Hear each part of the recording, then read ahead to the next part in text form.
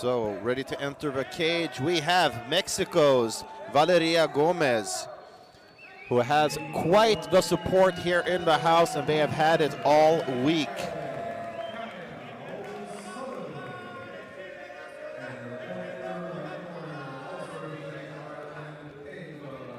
Here we have her opponent from Kazakhstan, Ayalum Ulan.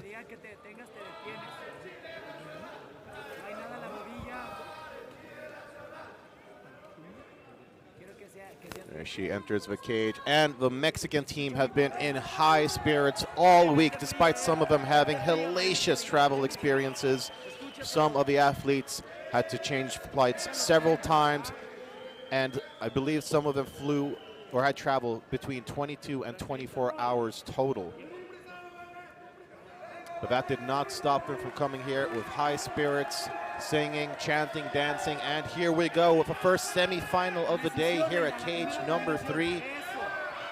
Nice little combination there from Ulan. Swing and a miss with a leg kick there.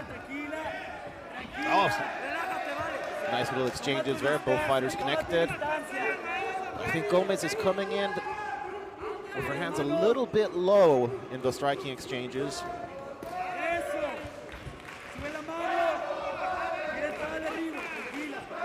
Looks like Ulan is getting an ever so slight edge. Oh, but that was a nice left hook connected there for the Mexican fighter.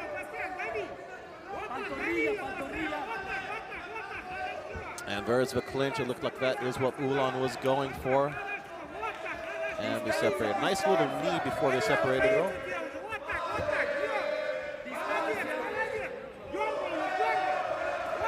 Oh, that was another nice right hand connected to the Kazakhstani fighter. And we're already seeing some redness on the nose of Gomez. There's a takedown attempt.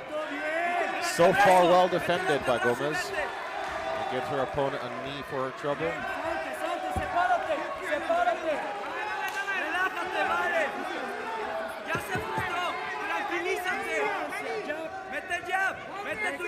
Kazakhstan consistently do very well at the IMMAFs. You always see them in the semifinals and finals. Of course, they have a long storied history of mixed martial arts. In Mexico, of course, boxing is basically a spirit for all Mexicans there.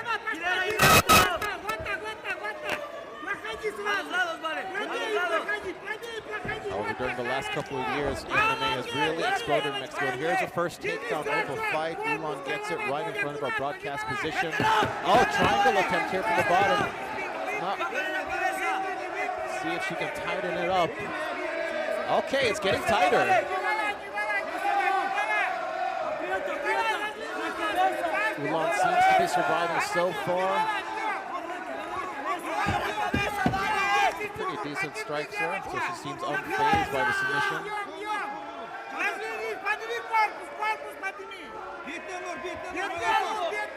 And that's the thing with amateur MMA. Sometimes the shin guards can make certain submissions a little bit harder. Oh, she's got her triangle armbar. Can't quite see from this position. Oh, it's locked in.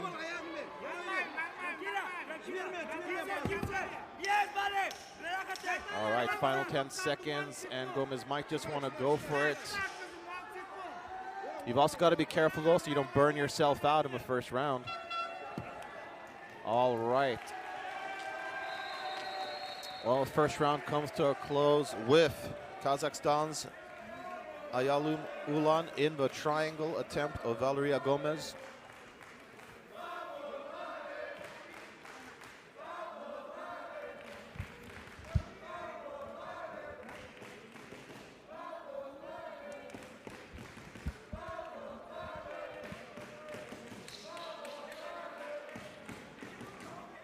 So both fighters were really throwing down initially in the stand-up, almost a little bit reckless at times. But Gomez seemed very comfortable on the ground. Threw up her triangle attempt quite early. All the same though, Kazakhstan Ayalum Ulan didn't seem stressed by the submission attempt at all. And how about this Mexican support in the house? If there's one thing Mexicans don't lack, it is heart and passion. That is for sure.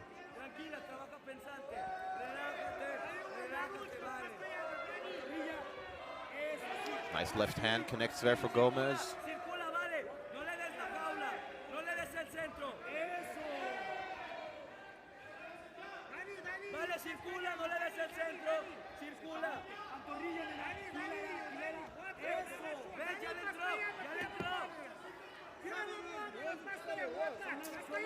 And that has happened more than once now, but Gomez has led with sort of an inside leg kick, but she has her guard, or she lowers her guard a little bit and gets countered as she tries to enter. Happened there once again. She's got to be careful with that. I see here Ulan repeatedly countering Gomez here in these striking exchanges.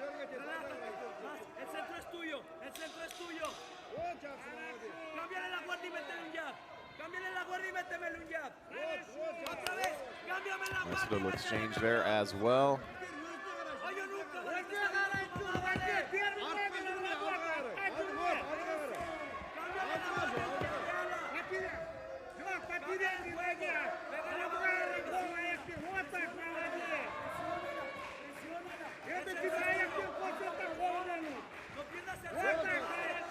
All right, Gomez did a nice job of slipping the counter there. But once again, she kicks and lowers her guard, eats a shot while she does so.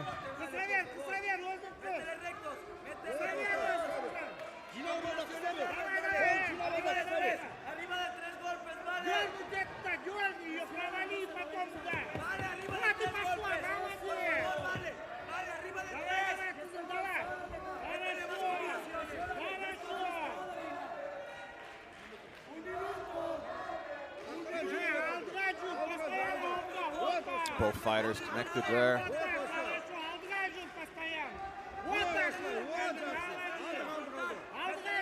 The body kicks of Ulan have landed quite a few times. We'll see if that does something to slow her Mexican opponent down somewhat. So far, neither fighter seeming fatigued though, which tends to be the case in these lower weight classes. After all, we are in women's junior strawweight, so that is 52.2 kilograms or 115 pounds. Takedown attempt misses there for Ulan.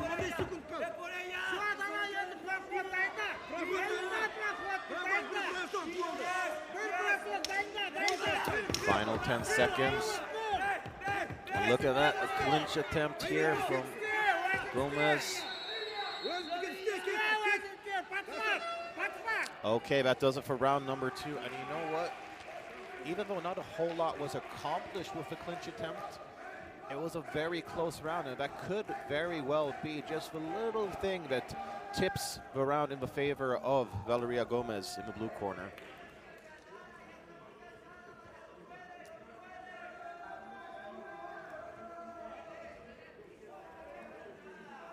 Because so far both fighters have been quite even in the stand-up, almost going tit for tat with striking exchanges.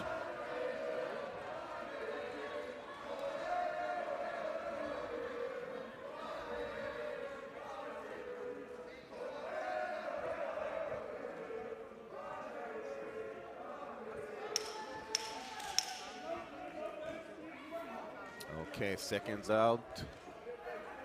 Bit of intensity in both corners. After all, there is a lot on the line.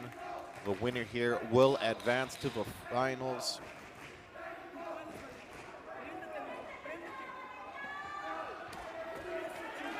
Both fighters getting amped up. Here we go. Gomez barely seemed interested in touching gloves there.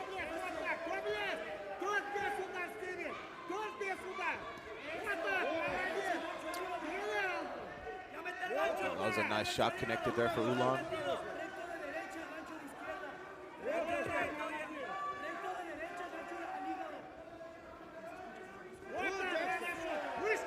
And I do suspect we will see one of the fighters shoot for a takedown, because as it's been quite close on the feet, you really don't want to leave things up to chance.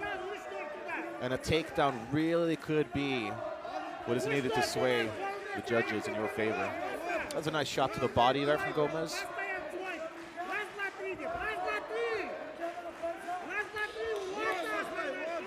And some nice strikes from Ulan.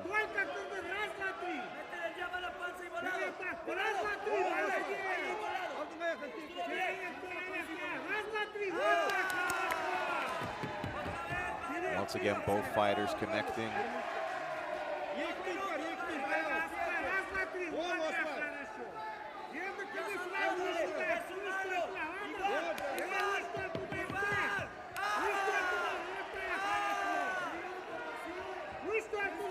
Seems like both fighters really connecting in almost every striking exchange, and Ulan might be a little bloodied up here. Seems like they're turning up the heat a little bit here in the final round of this semi-final bout. Yeah, Ulan bleeding from the nose now, and that visual alone could do something to sway the judges in Gomez's favor. Ulan connected with some nice shots there, though.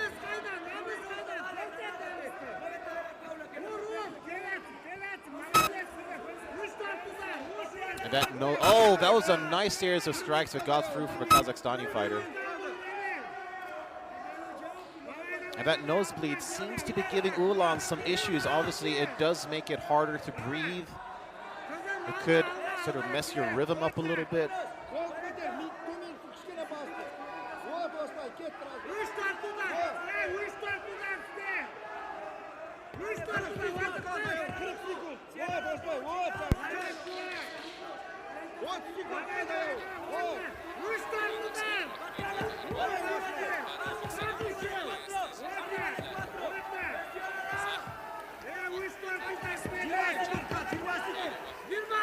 Both corners really beckoning their fighters on to give it their all in this final round here of this semi-final matchup. Final 10 seconds. There's the clinch attempt from the Mexican fighter. Okay, there we have it. 3 rounds in the book. We will go to a judges' scorecard.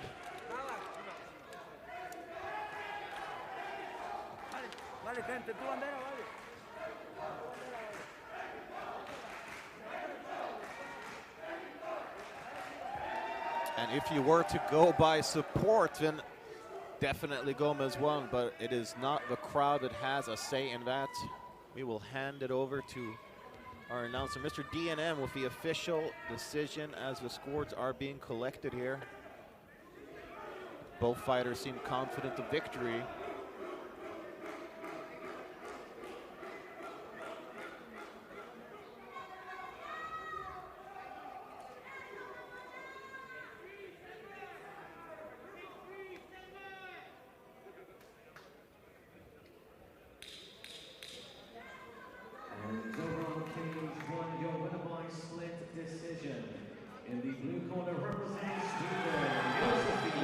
This 1 2 الو 1 2 الو I want to kill him. This fight ends as a split decision. الو الو الو الو الو blue corner representing Mexico. الو 1 2 All right, there you have it. Valeria Gomez advances to the finals. Viva Mexico way. It was a close fight, split decision. Both fighters deserve credit, but in the end, we will see Mexico in the finals at female junior strawweight.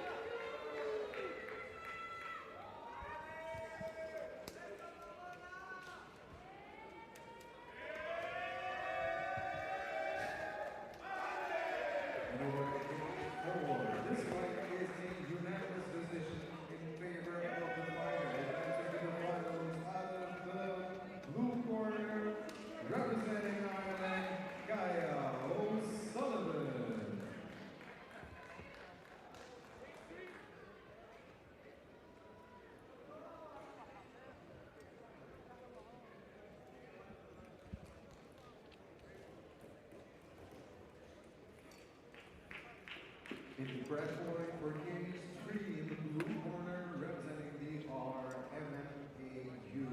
Tatiana Postarkova.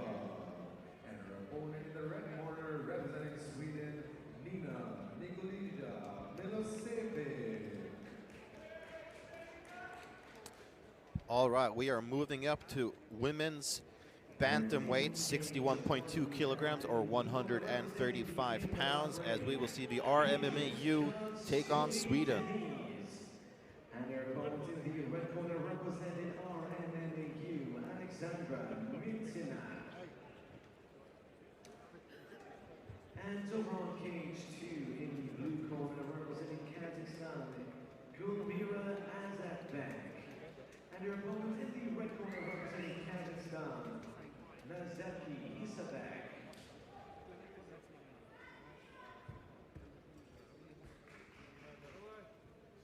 All right, there we have the RMMAU's Tatiana Postarkanova.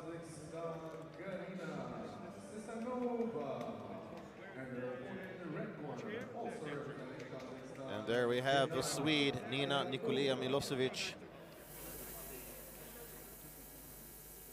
who joins the Swedish national team now and has a long list of credentials as well. She's a BJJ blue belt. She has a silver medal in the Swedish Muay Thai Championships.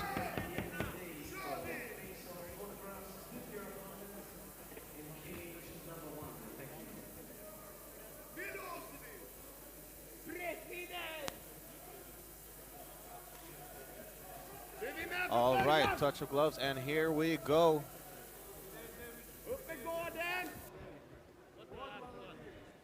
Nice strike there connected for the Russian neutral athlete. Takedown attempt, and looks like Postarkanova was going for the arm there. It's a little hard to see from this angle exactly what's going. Okay, and now we got Milosevic in top position. She does have a sort of front headlock position. Nice knee in the clinch there. Guillotine looks to be tightening up. No, she abandons it. Did she perhaps reconnect? I can't see from this angle, because we have the great Alexander Lunga in charge of the action here at this bantamweight semi-final. The Swedish corner calling for knees to the thigh. It was definitely a good idea. Nothing that's going to end a fight, but it could give you an ever so slight edge if the fight goes to the second or third round. Take a little bit of a pop out of those shots.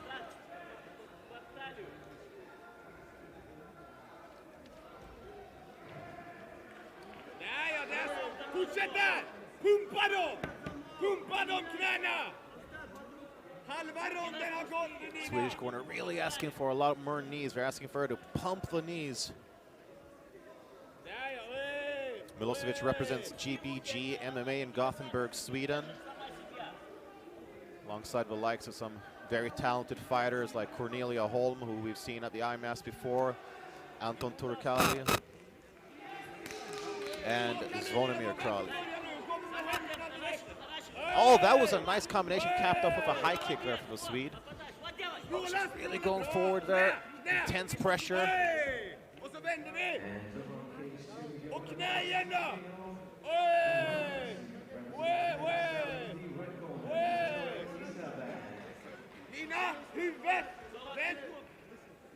And as Milosevic is a silver medalist in the Swedish Muay Thai Championships, knees in the clinch is something she is used to.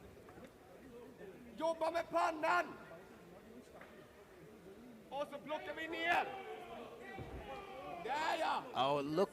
Oh, real scramble for position here. Who will end up on top? It is the Russian neutral athlete that gets the top position in the final 10 seconds of the first round.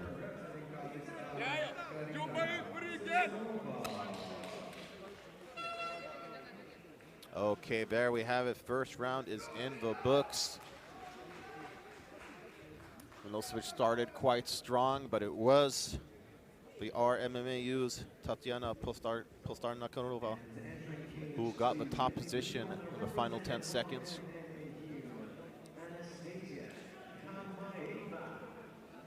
And your opponents in the red corner representing Lithuania, Liana Lipinskaya. Both fighters have been doing quite well so far, though.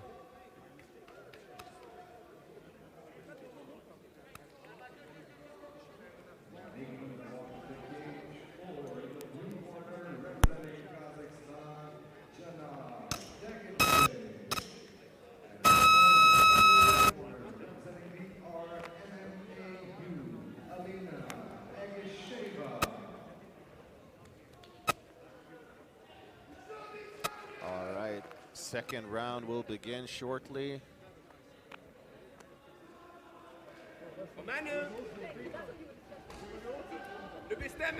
Touch of gloves, and here we go. Oh, that was a nice kick to start things off for Postarnakova. Clinch position here.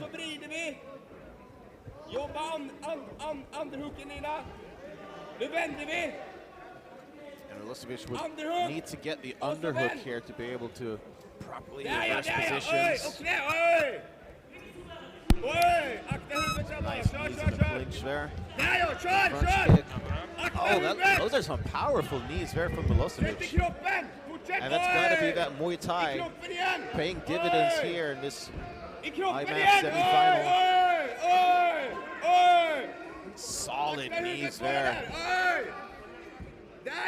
Real Muay Thai prowess on display here.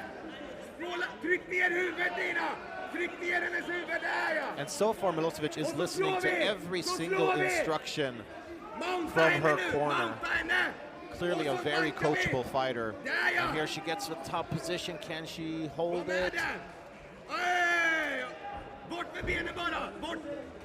Gotta watch the up kick.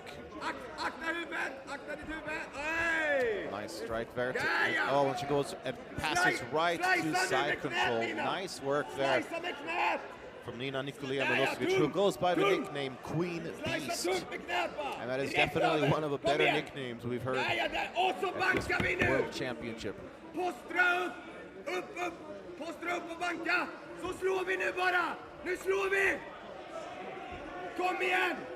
Great position here for Milosevic. This is looking like the fighter that got the silver medal in the Swedish Muay Thai champions, all right. And she is very well getting silver or a gold here at the IMMAF too.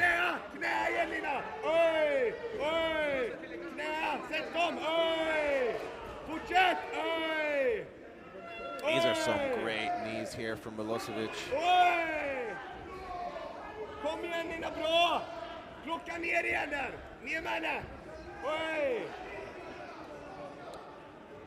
I'll tell you, Queen Beast is just deadly from this Muay Thai clinch.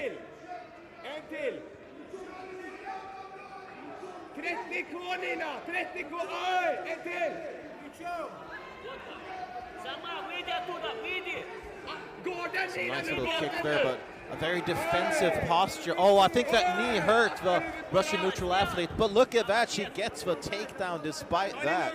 Nice work there from the RMMAU's Tatiana Postarnakova.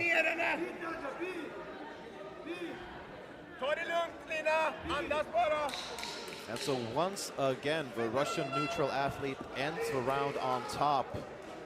It's definitely a good way to cap off a round, but that second round, I think we got to say the story of that second round was Muay Thai clinch in favor of Milosevic.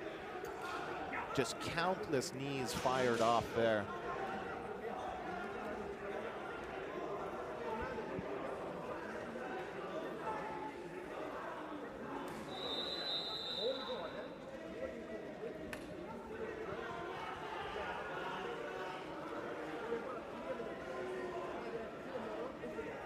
And so as Postarnakova has ended on top, it is definitely a good look, but I think she needs to get that top position earlier here in the third round. She can't just end the round like that. She needs to get more done.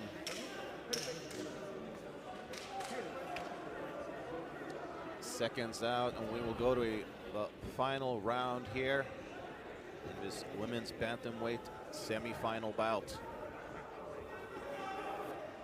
The championship hangs in the balance. Who will advance? And let's keep in mind, we have seen some crazy upsets and turnarounds here at Cage 3. And truly, anything can happen in MMA.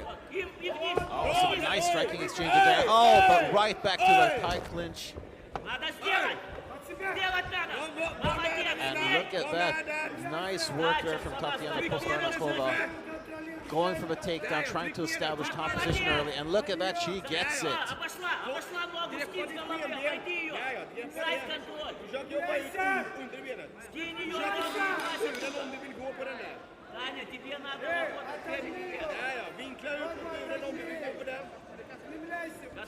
Quite see the positioning here, but it looks like Milosevic is working on a submission.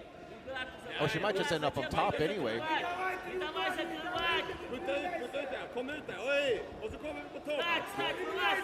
She uses it to try and get out, but Postarnikova is tenacious and retakes top position here. A great look from a Russian neutral athlete.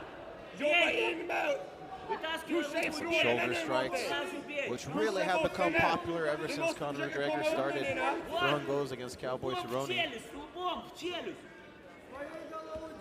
Nina, ryggen mot buren nu. Försök upp på ett knä. Еще рывком. 1,5 минуты, надо добить ее. 1,5 минуты, бей, постоянно бей. Of course, that is the danger with a Muay Thai clinch. I mean, it's great when you're striking, but there is always the risk of your opponent catching that knee and using it to take you down. Exactly what Tatiana Postarnikova did.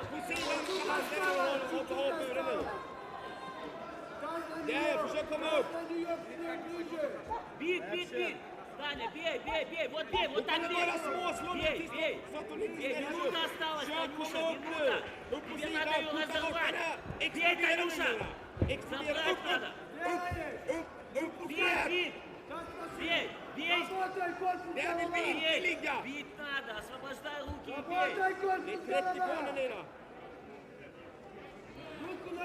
Бей, Таня, бей, жестко бей. Вот так, вот. Both fighters doing their best to stay active here. Milosevic really trying to push her opponent over. The top pressure from Postarnikova is just too much. Еще бить, нужны удары. Бить, еще бей. Таня, бить, Таня, бить.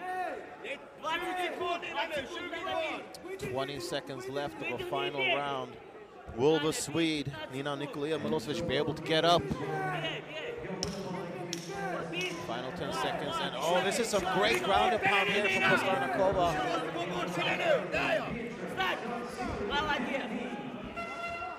All right, that was a really fun fight here. 3 rounds in the books. We will once again go to a judge's decision.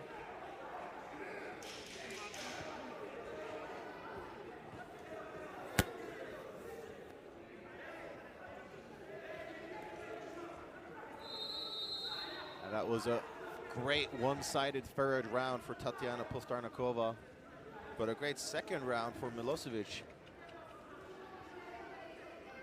Scores are being collected as we speak.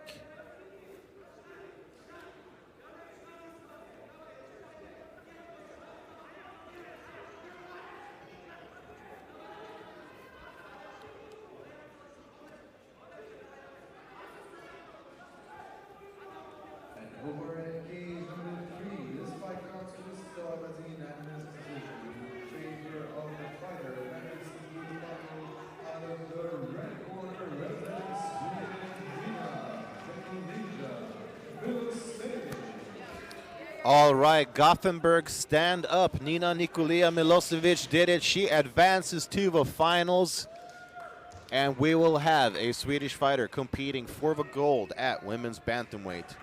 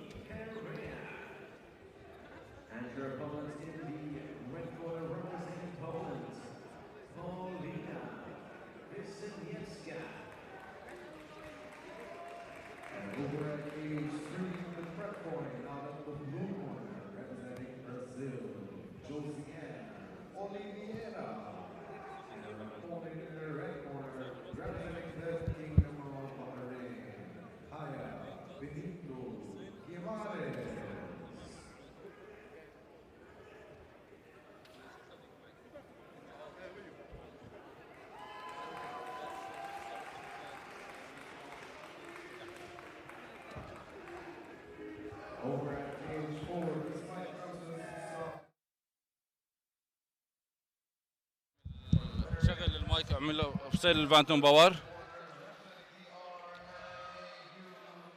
لك لا شيل الفانتوم باور يا اخي. شيل الفانتوم باور بس لحظه. شيك هلا بتسمعني؟ طيب راح اسمع انا حالي. الو 1 2 الو ما في صوت عندي. Can you hear me? Just can you check please? الو 1 2 1 2 you can hear me 1 2 no ولا افتح الفيدر تبع الاربعه. فاتحه كيف ليش ما عم نسمع حالنا يعني؟ المفروض اسمع حالي انا يعني اتليست. الو 1 2 3 المفروض اسمع حالي شلون ما في صوت ولا ما في صوت؟ You can hear your voice? No, even your voice you cannot hear anything? No, don't worry, we are not on air now. طيب, without this.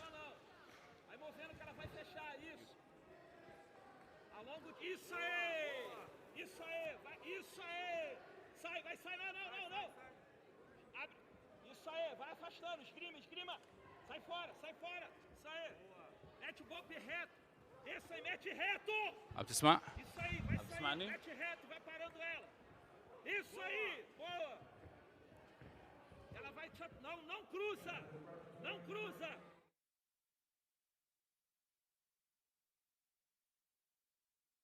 Não cruza. Tem que meter reto. Não cruza. Isso aí. Não cruza, escuta. Não cruza. Não cruza. Fecha. Calma. Mete a mão no quadril dela. Vai meter a mão no quadril dela.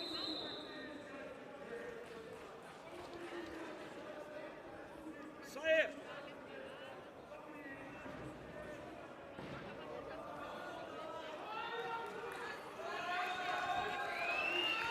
Mão no quadril!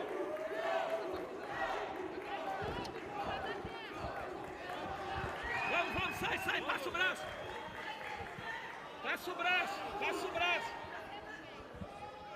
Volta! All right, welcome back to the 2021 IMMAF World Championships. We apologize for that little technical hiccup there. We're back here with the second women's bantamweight semi-final here at cage number 3. And we have Brazil versus Bahrain as Josiane Nunes in the blue corner representing Brazil faces Hayan Rinuto Guimarães from Bahrain in the red. And so far Guimarães has had some great pressure here on the feet.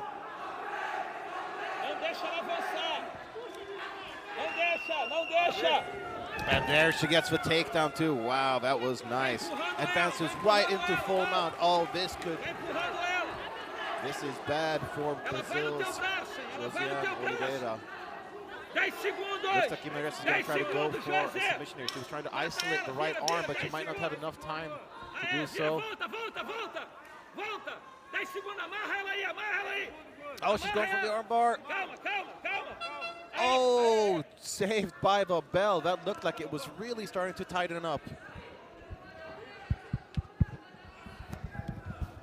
That was a great first round there for Bahrain's Hayan Rinuto Guimarães.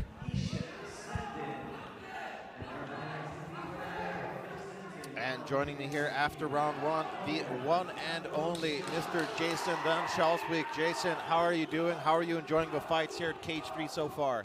I feel a little bit like the kid who wasn't allowed to come play outside with his mates. I can finally get in here for a little bit. Yeah, I think the fights have been amazing. I'm always surprised by the level of talent year on year, you know, how much everyone progresses. I remember commentating at the 2018 World Championships and kind of being at every World Championships after that, just seeing how much more all these athletes have progressed. I think, you know, we've got 2 athletes on display. The first round has been absolute mayhem.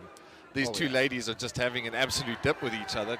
Brazil and the Kingdom of Bahrain. I'm really excited to be here. Sweden's doing pretty well as well, which is good for you. Oh, that was a nice right hand connector from Guimarães, and she is throwing like, I mean, she is throwing shots like Oliveira owes her money. And I think the big difference for me when you've watched all of these IMMAFs continue year on year is the fitness level of these athletes. Oh, yeah. When I went to the first World Championships, you could see there were amateur athletes doing it part-time, trying to build up. Now these ladies, even the men that are competing, are as fit, if not more, than some of the pros we get to watch. Yeah, I was actually speaking with Mohamed Mokayev, who obviously is one of the biggest stars that IMMAF has produced, and he talked about the progression that the fighters here at the IMMAF have, how much they are improving year after year. I think we see that, evidence of that here. I mean, just these two ladies alone. Oh, a haymaker of a right hand connects her for Guimarães. And just the flat-out pace. Like, they're not taking a step back. They're not catching their breath. They're not, you know, everything is all action all the time. And I think specifically with the ladies, the stand-up game on the ladies is just relentless. No one goes backwards. No one takes a break. They're just always trying to kill each other. Yeah, it's been great action for sure. And nice to have 3 ladies in the cage, female referees. Another nice part of the IMMAF development is getting the ladies into the cage as well on the referee side. Oh yeah, definitely. I mean, in my opinion, MMA is one of the more sort of gender balanced sports out there. Oh, another haymaker right hand there from Guimarães. I think not just gender-based, but if you look, for me, race, religion, you know, all of these things, combat sport gyms are what the world should be. You know, if you go in there, you're a lady, your religion, your race, anything doesn't matter. It's, you know, whoever's on the mat with me, whoever trains with me, whoever sweats and bleeds with me becomes my brother. Well, I mean, it's hard not to have respect for somebody who you've just shared blood, sweat, and tears with for 3 rounds. That's why I feel like MMA has a cleansing effect in many ways. Oh, spinning attack there, missed, but it may have been a position there. Perhaps a bit of a tactical error there. And now we'll see the wrestling come through from the Kingdom of Bahrain. Again, the gym in Bahrain and the level of athletes that they have there coaching wrestling with Eldar Aldarov. Obviously, Mohamed Mokayev training out of Bahrain as well. He's been doing his camp there. The level of wrestling that these guys are exposed to every day as amateurs training with the pros is just insane. Oh, yeah, definitely. I mean, the Kingdom of Bahrain is a powerhouse of MMA here at the IMMAFs year after year. They always do very, very well. And yeah, we can actually see Eldar Eldarov, brave super lightweight champ, in the corner of Guimarães. I think you're going to see the round out there. Now you can see nice control, nice way to finish the round. A lot of the times, those ending of the rounds is what can sway the judges. You know, they could be watching the fight. It could be 50-50. They see both girls having a go. You know, it's pretty even on the stand-up, and then the one finishes the round on top. That could be what sways it in the judges' minds. Many times it is that, and that's why you do see a lot of fighters go for that late takedown. Now, admittedly, it was really just Guimarães who sort of took advantage of the opportunity afforded her opponent through a little bit of a sloppy spinning attack. She took the back and took her down, but I mean, why not? If you're afforded a great opportunity, why not take it? And I think also, I've had lots of conversations with athletes and coaches about this, and that is the importance of a corner and the different styles of corners. You know, if you see some of the athletes come out, some of them have coaches that are very intense, very hyped up. They push their athletes. Even between rounds, they're very animated. And then you've got coaches similar to Aldo. It's very calm, very quiet, gets the breathing slowed down of their athletes. And I think it depends athlete to athlete, whether you want someone that's going to get you hyped up again, or if you need someone to keep you calm, get that heart rate back down so you can explode back into the round again. That's why it's so important to, like, know your fighter. Oh, that was another nice right hand got through there. Oh, wild exchange here. The striking in this fight has just been insane. The ladies are just standing and trading. No one's, you know, taking a backward step here. They're just getting involved.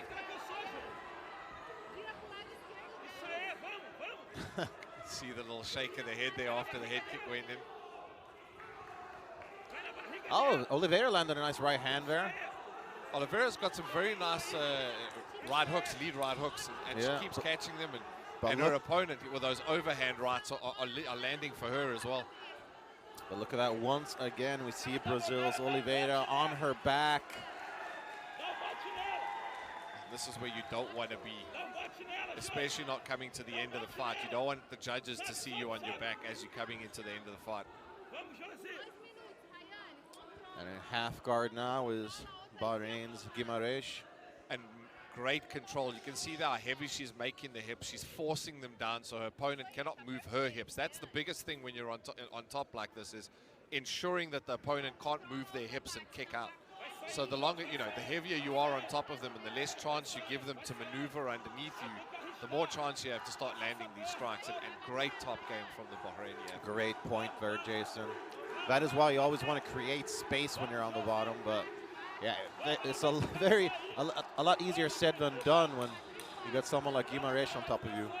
And it's a very tough position to be in. It's almost like Russian roulette. You want the space to try and move, but as soon as you give the space, you open yourself up for striking again. Yeah, it's pick your poison, right? Yeah, it's looking for the opportunity. There you can see the reversal, and she's now on top. She's in guard.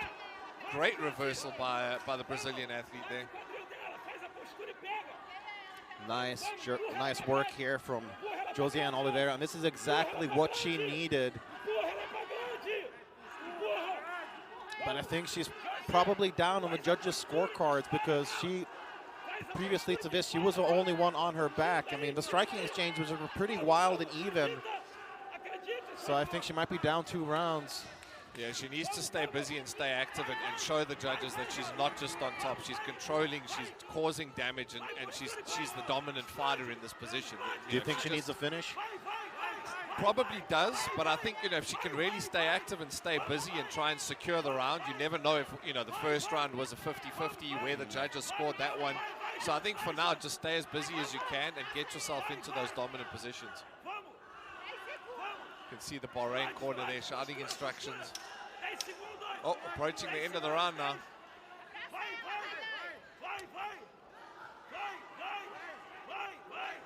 Trying to finish strong and show the judges that she's landing strikes, and that is the end. Absolute frenetic pace in that one. Yeah. I'm surprised these ladies could stand after that. Yeah, definitely. It was almost exhausting just to watch. Great sign of respect here. Of course, both these fighters hail from Brazil originally. Great sportsmanship shown by the ladies. I think that's the other, mark of the IMMAF tournament in the MMA space, is the athletes here have a very high level of respect for each other. There's always great sportsmanship. You don't see any of the pushing and shoving and gamesmanship and all of these things. They come in as respectful athletes respecting their opponents, which is awesome to see. Absolutely. This is an epitome of high-level sportsmanship in MMA here at the IMMAFs. And we await the judges' scorecard. Let's hand over to DNM for the official decision.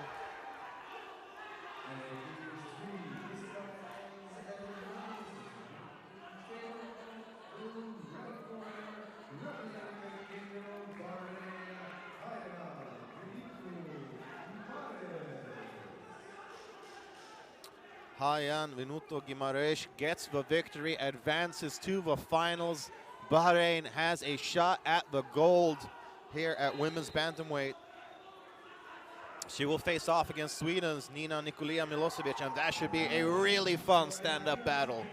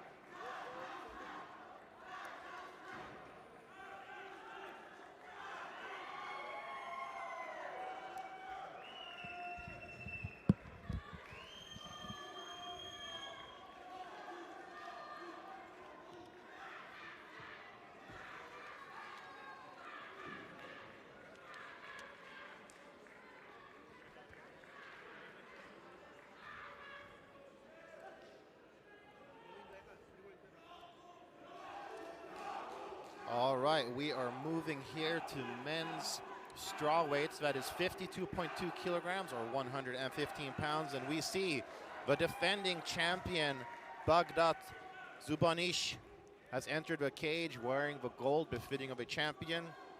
And there is his opponent, also from Kazakhstan, Yerlan Kabdulov. So any way you have it, Kazakhstan is going to the finals at men's strawweight. And here we go. I'm sure they train together and spar together as well, so it should be interesting what ends up happening when they end up fighting. I think, you know, sparring and those things, you're always going a little bit lighter, but now they'll have the chance to really show what they've got.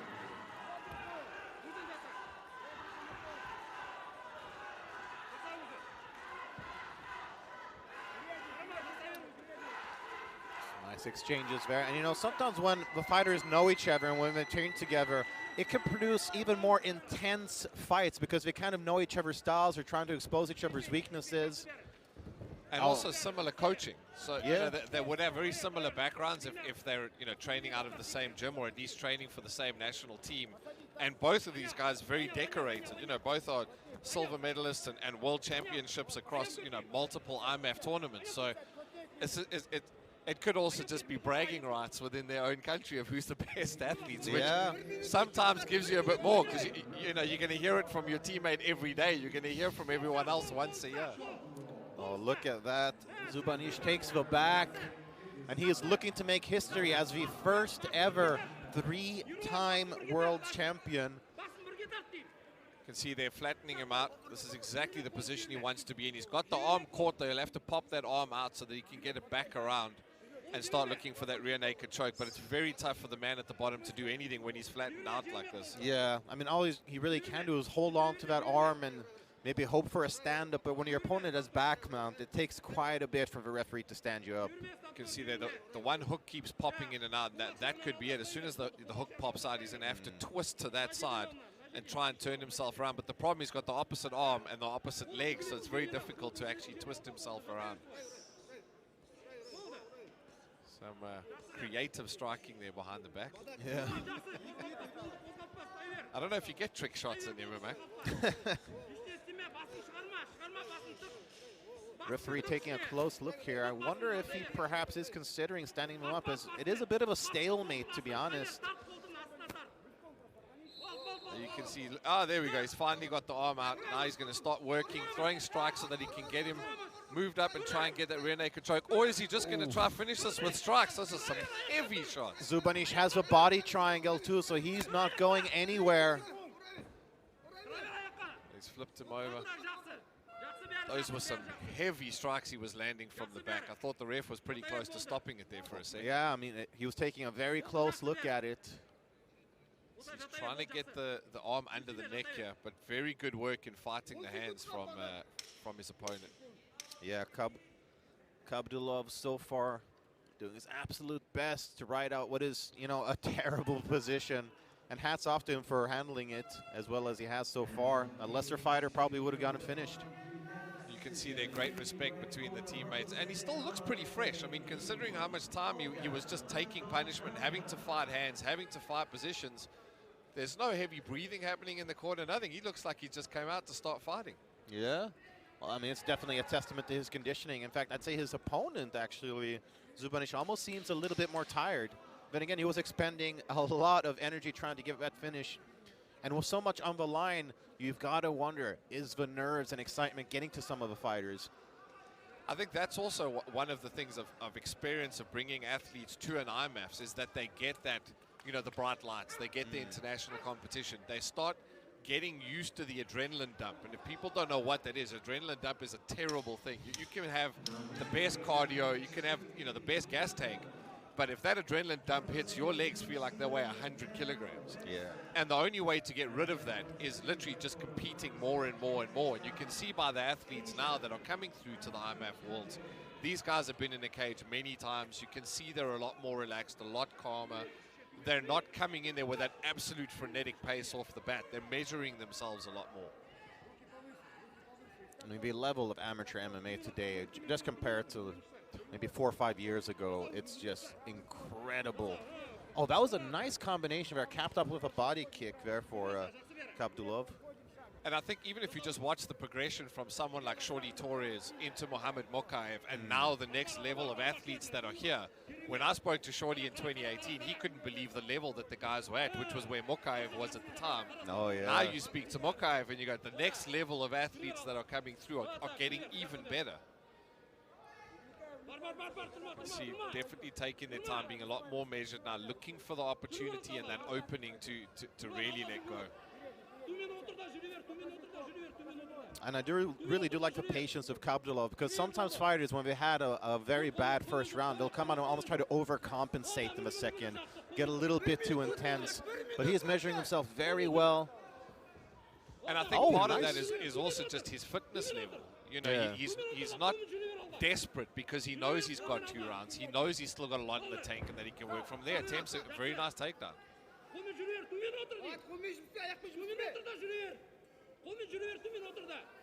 Zubanish, incredible experience though. You can see they never flustered, even when the attempted takedown came in. Sprawled, very relaxed, great movement. He's an undefeated pound-for-pound standout. 2018 and 2019 world champion, as well as a 2018 Asian Open champion. Oh, what an uppercut. Can see he set that up great as well. You know, and a spinning back fist. Started to enjoy himself. Now, I think that first round could have been a bit of nerves, you know, a lot on the line there. He was very frenetic to try and get it finished, but it's definitely reset himself. And straight into full mount. Wow. That's a terrible position. Was he trying to go for a triangle there? So far, Baghdad Zubanish looking like a fighter who could very well become a 3-time IMMAF world champion. And as you say that, you know, people don't realize these tournaments are getting bigger and bigger every year. Yeah. And now 400-500 athletes competing. To be a 2-time champion now as opposed to 2 years ago or 4 years ago, it's getting tougher and tougher every time. So to be a 3-time champion in this type of format is an incredible achievement. Oh, yeah, absolutely. I don't think everybody understands just how impressive that is and how good of a fighter you have to be able to even just win one IMMAF World Championship. Oh, nice work there. Zubanish caught the kick and then kicked out his opponent's leg from under him.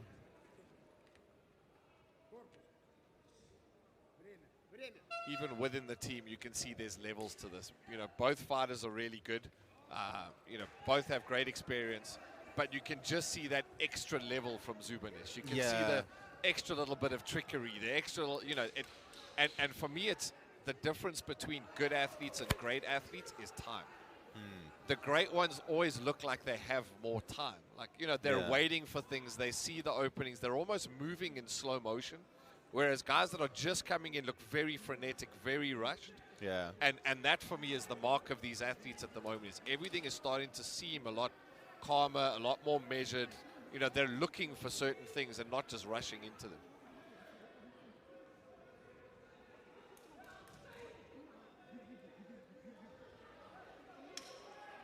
Corners of both athletes here, trying to get their guys, you know, a bit hyped up and get them ready for the final round. It's going to be a tough go for Kapdulov to try and get the win out here. I think he's going to have to try and go for the finish.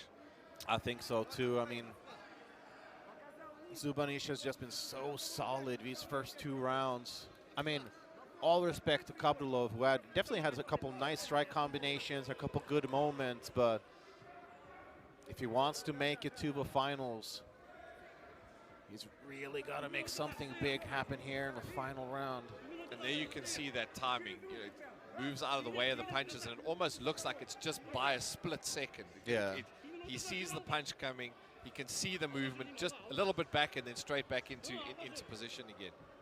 Very little wasted energy there from Zubanish. And that's the other mark, is you can have a great gas tank and a lot of fitness, but if you're not measuring your tank and getting yourself through the 3 rounds and pacing yourself, it can actually hurt you later. And you can see that's exactly what you're saying. He's not wasting energy in too many movements. He's not running around the cage too much. He's staying just out of position and coming back in again. But look at that. Kapdulov gets the back of a 2-time IMMAF world champion. see he's working from the back. He's trying to get the hook in. Oh, nice little scramble there. Oh, again. Oh, wow. He's going for the leg. Great scramble from both athletes. Yeah. Very nice job of Kapdulov recognizing that he's probably down in the scorecards and using that sense of urgency in a smart way. And at this weight category, the fast twitch muscle fiber on these guys is just ridiculous. They can just bounce around at any time, which makes it very entertaining to watch. Like Energizer bunnies, they just keep going and going and going. He's got the legs wrapped around him. He could be looking for the triangle. He's going to have to get that foot behind the knee. You can see he's trying to work it up the leg. Yeah, not quite ideal positioning. Oh, but look at that. Almost had a reversal there, but... All right, they were back to their feet.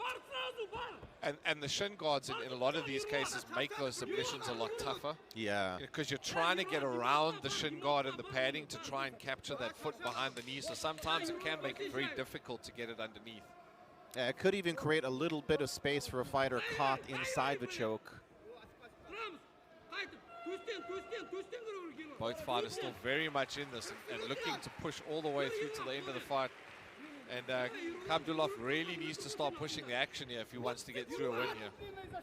Oh, looks like they both kind of shot for a takedown at the same time. Oh, great work. And there's not a whole lot of time left to work here in the third round. This could be what seals the deal. 10 seconds left, almost out of it here.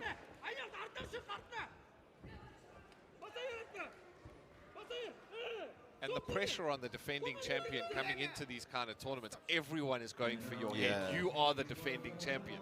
Yeah, you've got a target on your back. Everyone wants to take you down. And that's why they say there's a big difference between winning a title and keeping a title. You know, winning a title, you're hungry, everyone's hungry. Once you have it, to stay hungry while everyone else is coming after you is the mark of a truly great athlete. If he can get 3 world title wins, that is just insane. Oh, yeah. Well, I mean, he would be the first ever to do so. And looks like he is on his way to realizing that dream. It's definitely a step in the right direction.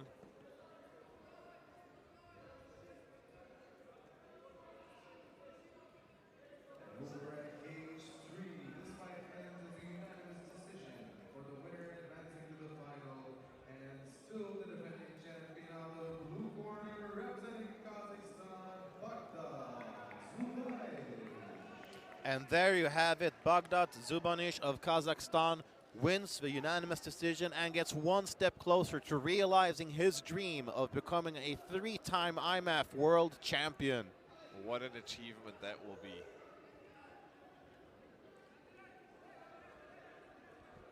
Four fights down, 13 fights for the day. So as we go along, the guys start getting bigger and bigger, the weight starts getting higher, and the raw power that the guys possess starts getting more and more. So as you're watching the lighter fighters, they're lighter on their feet, they move more, you know, it's a lot more frenetic pace, the energy's a lot more. As you start moving up into the higher divisions, that's where you start looking for the knockout power in the real big boys. Well, some of the big boys we have coming up have definitely displayed fight-ending power, that is for sure. We will get into that a little bit closer once we get closer to those fights, but believe me, expect to see some big power on display.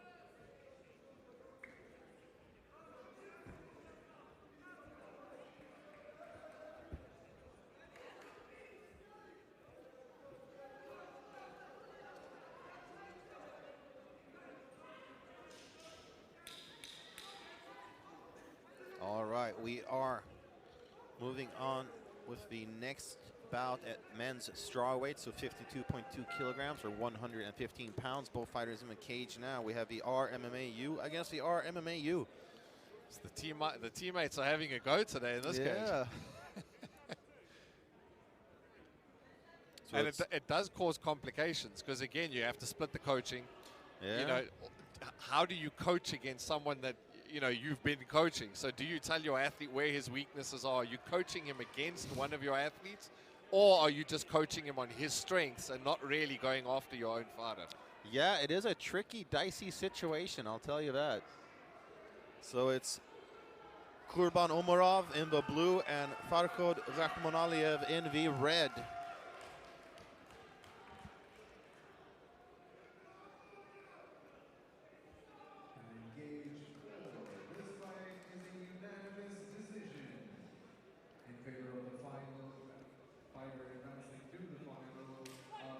All right, here we go. To those of you who have stayed with us here at Cage 3, you will perhaps recognize Kurban Omarov from day 2, where he defeated Juan Pablo Oliveira of Brazil via unanimous decision.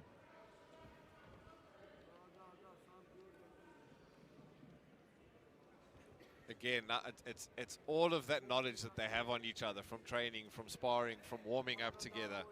What is it that they can remember? What is it that they can implement? And where in the memory bank did they get one over on them in the past? And you've got to wonder, in these situations, there is always the risk of facing your teammates. So, like, when you're training together in the days leading up to this, do you hold back a little bit? Do you actually show all your tricks? Do you maybe keep a little something up your sleeve? I think a lot of the times, you know, with the national teams, is some of the guys don't come from the same gym. Yeah. So they'll train together in the week, you know, a couple of weeks build up or the month build up to World Championships. But I think it's even worse if they come from the same gym, because then you know everything about each other. You know, it could be your general sparring and prep partner. Nice right hand there. You can see, caught him just a little bit of redness already showing there on the face. Yeah, that's right. Rakhmonaliev's nose reddening up a little bit here. Very crisp punches. Again, that fast twitch muscle fiber. These guys are incredibly quick. Yeah, that was some nice defense there from Rakhmonaliev. Looked like he almost kneed the head of Omarov as well. Whew, haymaker of a right hand misses there. So much wind from that one, you can catch a cold.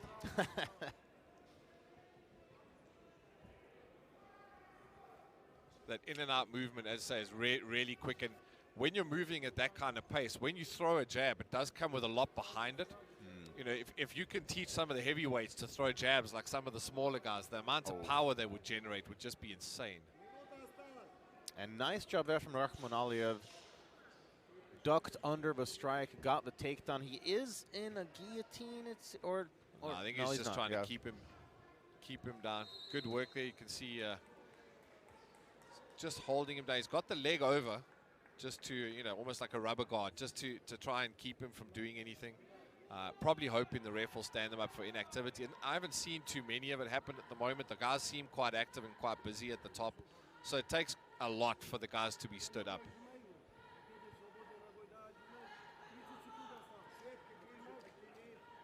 There you can see lets it go back into guard. But he's very active. He's not giving his opponent any time to really think about it. He's staying active, he's moving, he's giving him a lot of different looks, pulling up the rubber guard.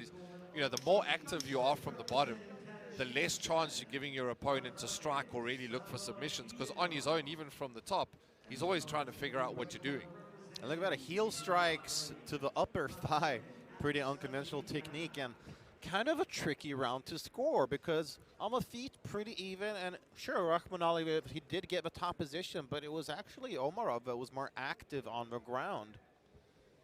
So and that's the trick. I think in the old days, when you were on top, the judges would generally score for you. You know, and that's what would happen. You're in top position, you're seen to be in control. But nowadays, the athlete at the bottom stays busy and strikes more, and looks like they're dominating the fight, even from the bottom. Because in that case, you know, the athlete at the top is the one that was scrambling more. He was trying to see what his opponent was doing, how to not get submitted. And I think Omarov did a very good job of that. You know, he was constantly trying to put him under pressure. So It's does the judge score the athlete on top, or does he score the one on the bottom who seems to be the more active fighter? All right, seconds out. We will continue to be second round.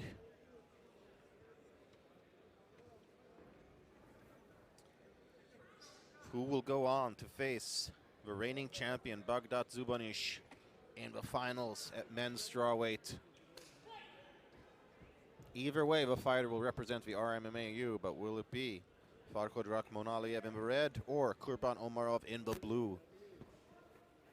And once again, a bit of a tentative start here to the round. Makes sense, but just as you say that, a little bit of a flurry there from Omarov.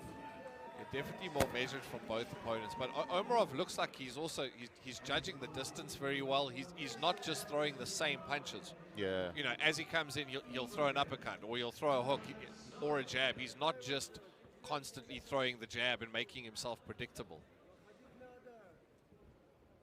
I like Rakhmonaliev's use of a jab so far, but he's landed a couple nice ones.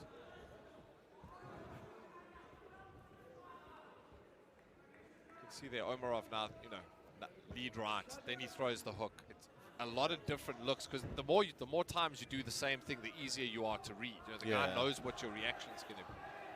And once again, Rakhmonaliev ducks under the punch, goes for the takedown. Really fighting to keep that top position. Oh, there go those knees into the glute. And I gotta say, I like what Rakhmonaliev did here. He kind of threw out the punch and waited for the counter a couple times until he figured out the timing and then ducked under, went for the takedown. Very nice work. And those strikes to the glute muscle and the hamstring, over time, they just cause so much damage. Well, anybody who in primary school perhaps got a dead leg from their classmates will know that it can be hard to continue after that. But look at this, jockeying for position.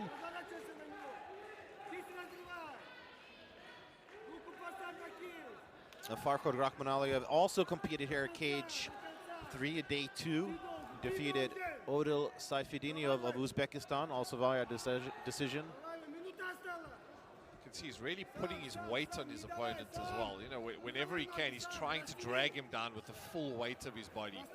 Very good technique.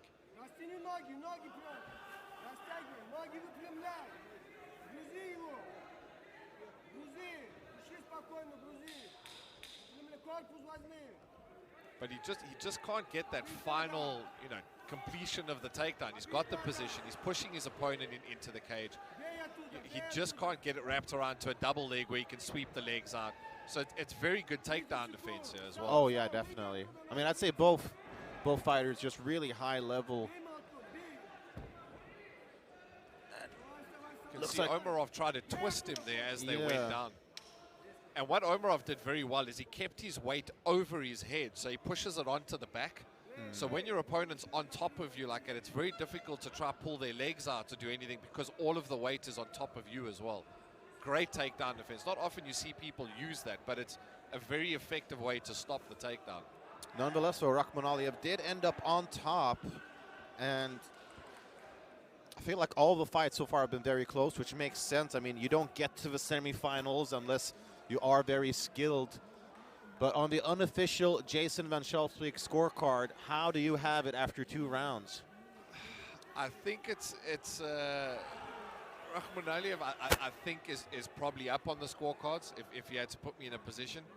I don't think it's clear though. I think it's still pretty close. I think he's up, it's by a hair. Sways it. Yeah, so I think a third round could sway it. But I do think he's up by a bit. I mean, he was controlling the cage. He was, you know, he had his opponent against the fence. Even though he couldn't complete the takedown, I think it could be there. I think the first round for me is the tricky one to score because that was the one with strikes from the bottom. It depends on which way the judges saw it. I could probably call it even. Yeah, I think going into round 3. I would not be mad at it being 1 round apiece. And that means both of these guys have to come out here and stamp their authority on the third round. If it's that close in the first 2, you want to make the third one decisive. You want a judge to go, if it was a bit of 50-50, that's the guy. Yeah. And one of the fighters is bleeding. There is some blood on Omarov's shirt. I'm not sure if it's his or if it's Rahman No, it's Aliyev's. Rahman Aliyev. In between the rounds, you can see there was blood coming out of the nose. Okay. Great job by the cutman, though. Managed to stop the bleeding really quickly. You can see he's now coming into the fight, ready to go. I think another part of MMA that people don't really give a lot of credit to is the job that the cutmen do. Yeah. A really good cutman can win or lose fights for a fighter. That's true. That's true. There are a lot of different components that go into securing victory. That is for sure. You can see there that they're in this third round. And in the same way, one of them could win the fight by doing something really good. A mistake could cost you the fight in the third round. Yeah, you've got to mind your P's and Q's. Oh, that was a nice takedown there from Kurban Omarov. Could be exactly what he needs to secure a spot in the finals. He's got very good side control. You can see how heavy those hips are. He's pushing it all the way down to his bone. There you can see him flipping over. Great scrambling. Oh, wow. There's some high-level wrestling right there. Both of these guys have definitely spent a lot of time on the mats. Tends to be the way with fighters from the RMMAU. And the control in scramble is probably the toughest thing you can learn. Because learning position, learning how to control someone, it's a very static thing. To be able to control a scramble is instinct. It's not something you can really learn through technique. It's just learning to control your body and your opponent's way. Guillotine attempt. Guillotine. That looks tight. It looks deep.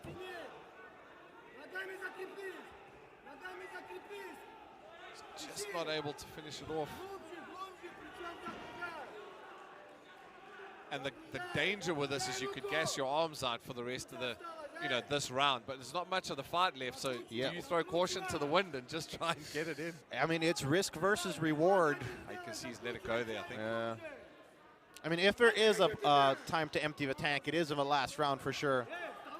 And we've got about 10 seconds left. The danger with that, though, is if you don't finish it, you've given up the top position. Yeah. That's the danger with guys that fall into their back into guard or go for the guillotines when they're in dominant positions, is if you cannot get the finish, you're now in a position that you don't want to be in. I don't know about you, but this looks like it's going to be one of those split decision kind of fights. I think we could have another one, yeah. I do not envy the job of the judges. Final 10 seconds. And the problem with the very close fights like this is someone's going to leave disappointed. Because you always think, you were just ahead on the scorecards. Or, any kind of split decision is a tough way to lose. Yeah, but great fight by both athletes. Great fight. I mean, very technical, fast pace. Rahman Aliyev definitely seems to have a bit of confidence about him. If I put you on the spot, where you putting your money? I think Rahman Aliyev, actually. I feel like the second round was his for sure. And I think in this third round that he got out of a guillotine, managed to hold that top position. That could just be the tiny little 1% that tips the scales in his favor. But I mean, I can't be mad at either fighter or either decision, honestly. What about you? I'm the same. Whoever wins it, I'm going to say they probably deserved it. Yeah. I probably agree with you on who I think.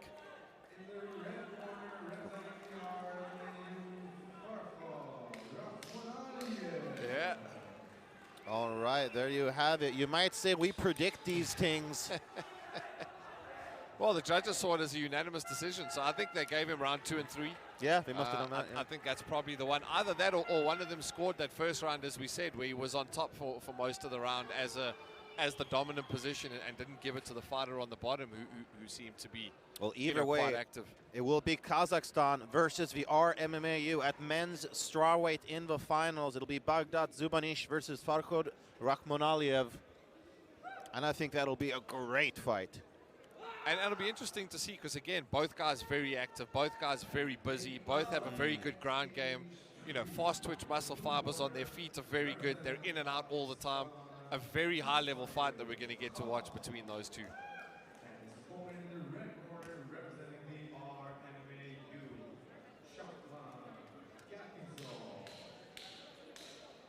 All right, so we have Shakban Gapizov of the RMMAU versus Ismail Khan of Pakistan. And this is already a historic fight, as this is guaranteed a medal for both fighters. And Ismail Khan will be the first ever Pakistani fighter to win a medal at the IMMAFs. But it doesn't stop there. If he advances, he could get an even bigger accomplishment for his country. And what he has done so far means so much for Pakistani MMA. Yeah, I managed to go to Pakistan. We you know, for an event that was done there, and the level of athletes that we found in Pakistan. I mean, I thought there was going to be no MMA in Pakistan when we went there. You know, we thought, hey, it's Pakistan. Is there going to be a good, you know, high-level talent in there? And I think what we saw is the heart of these athletes. Like, they just do not stop. Everything that they do 100%. They give everything, and that kind of passion over time can only breed incredible athletes. And I'm really excited to see what he can bring to this. You know, having been to the country before and seen the MMA scene there, it's a really nice thing to see. I'm looking forward to this fight, but he has got a tough job. Yeah. I mean, it's hard not to have root a little bit for the underdog. And, I mean, if you look at sort of global accomplishments, Pakistan is hardly sort of one of the big guys in MMA. But that could very well change, and Ismail Khan might be the face of that change.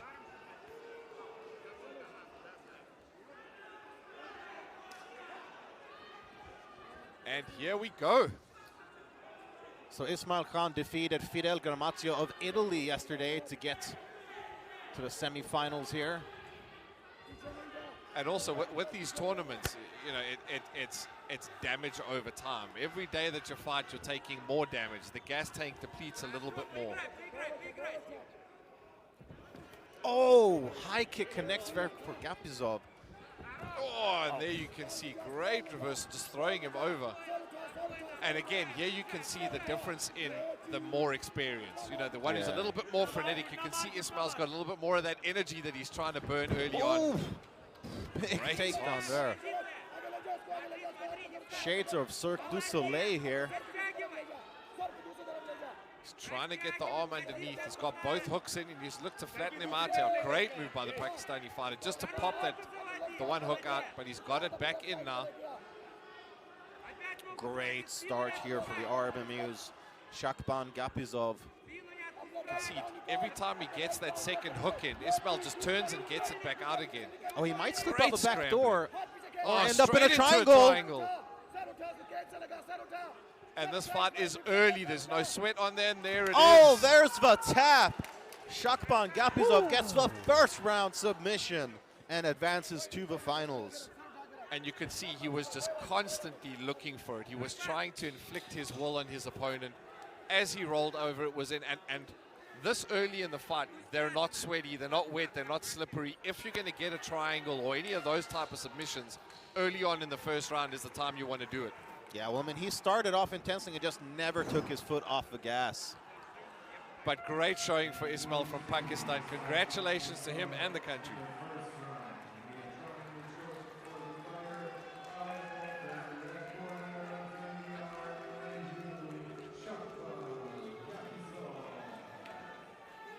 Great respect there shown by the two athletes. Absolutely. So Shakban Gapizov advances to the finals, but all the credit in the world for Pakistan's Ismail Khan. I mean, he was hardly a shoe-in to get to the semifinals. Just getting here is a huge achievement in itself. And I've always said, you know, to guys, it's not the first guys that make it. You know, they're the trailblazers. They're the ones that open the door and inspire the next ones. You know, Mokaev, Shorty Torres, all these guys. It's what did they inspire in the next ones. I think the next year, 2 years, 3 years, seeing what Pakistan MMA is going to be able to bring to the World Championships is going to be incredible to see. Well, I mean, if this is an indication of things to come, then I'm sure we are in for a treat when in the coming years here. Fights are coming thick and fast. Tajikistan versus Kazakhstan.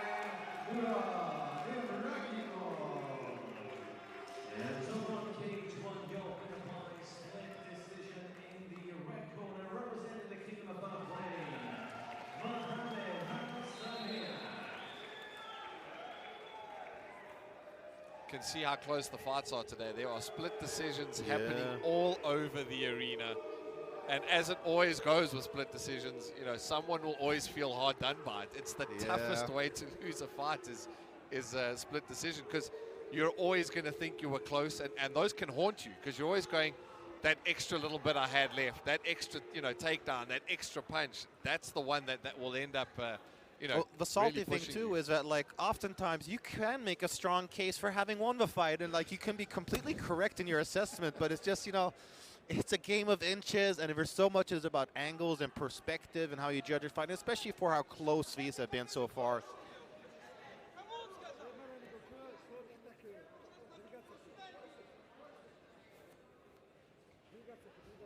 Emotions running high in the arena. This means a lot to these countries. It means a lot to the athletes. You know, all of these athletes are here to really represent their countries. It's a pride thing for them. So, you know, a lot of these wins and losses for some of the guys, they take it to heart, which is expected. But again, by the end of it, the sportsmanship always runs true. You know, and the IMMAF structure keeps building. All right, so we've moved up to men's junior lightweight, 70.3 kilograms or 115 pounds. We will see Tajikistan's Beruz Khurshedzoda in the blue corner against Kazakhstan's Yerkin Beginov.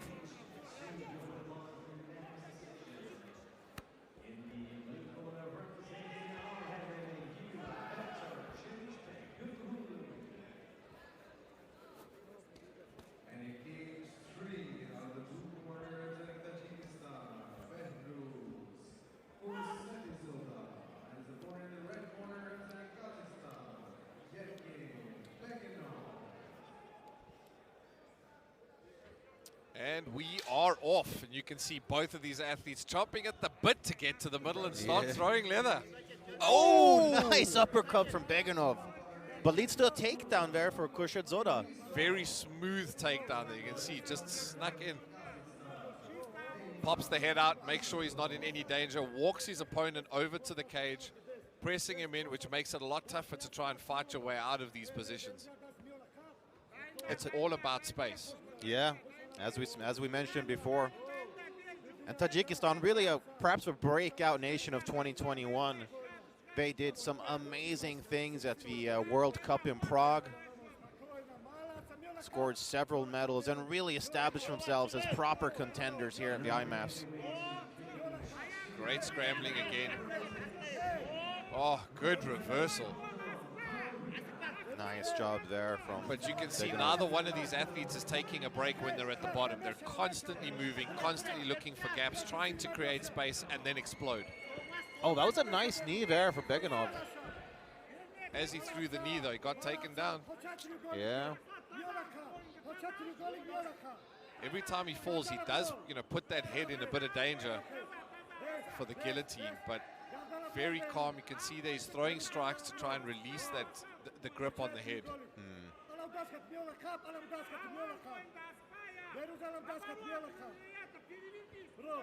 He's got the legs trapped, which again makes it very difficult to try and create the leverage to get up.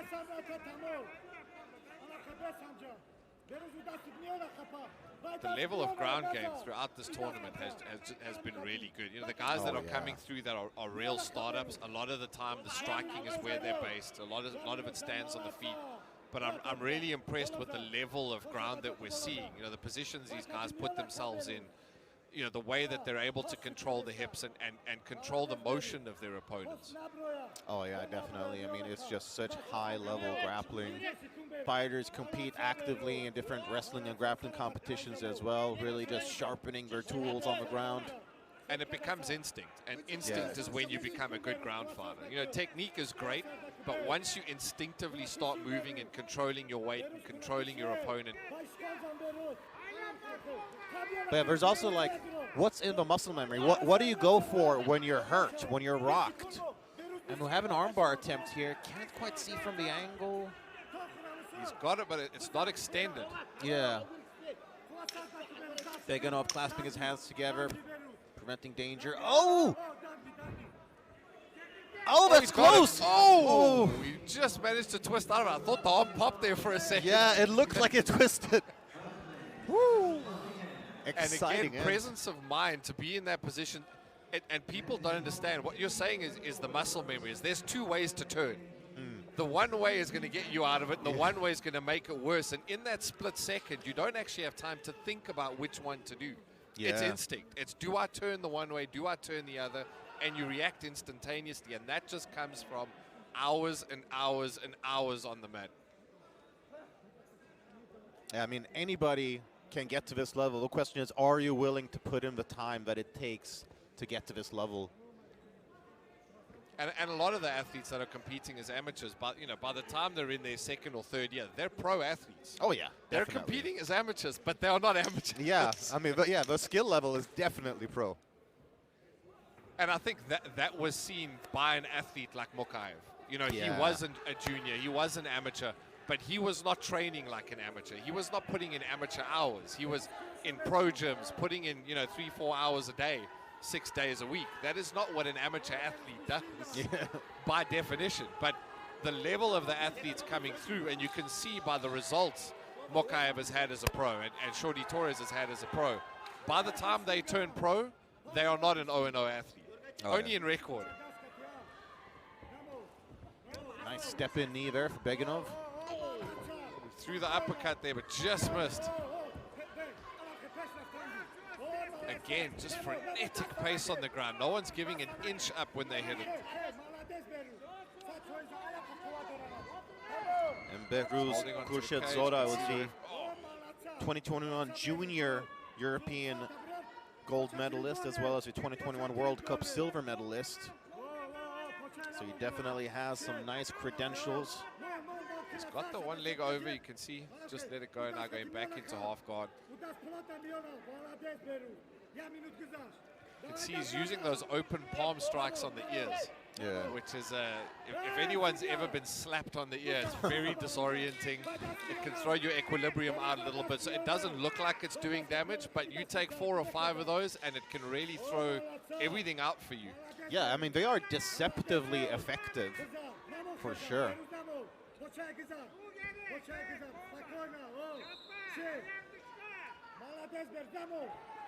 Grabbing the cage, you can see the referees slapping the hand away.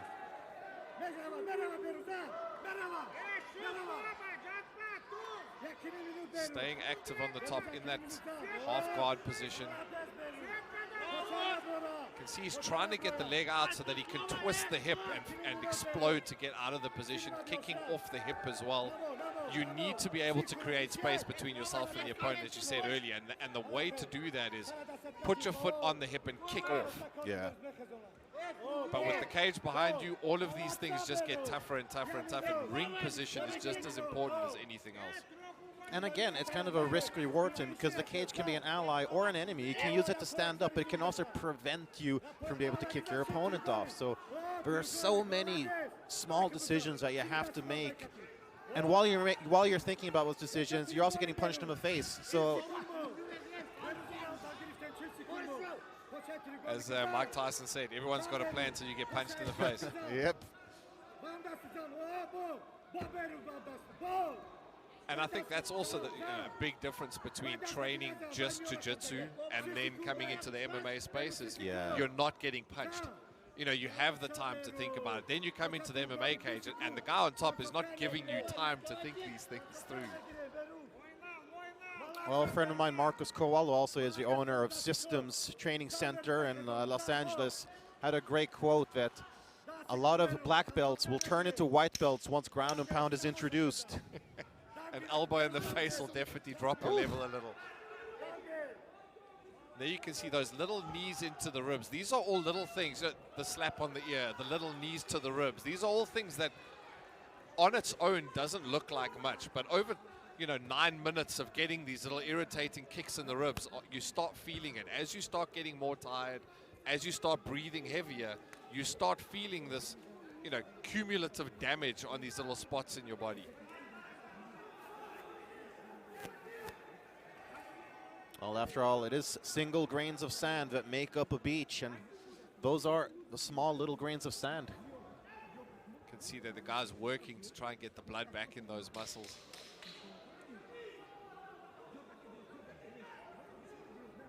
And a lot of the guys that come to the World Championships are not being coached by their general coaches. You know, Yeah. national team coaches aren't necessarily their coaches.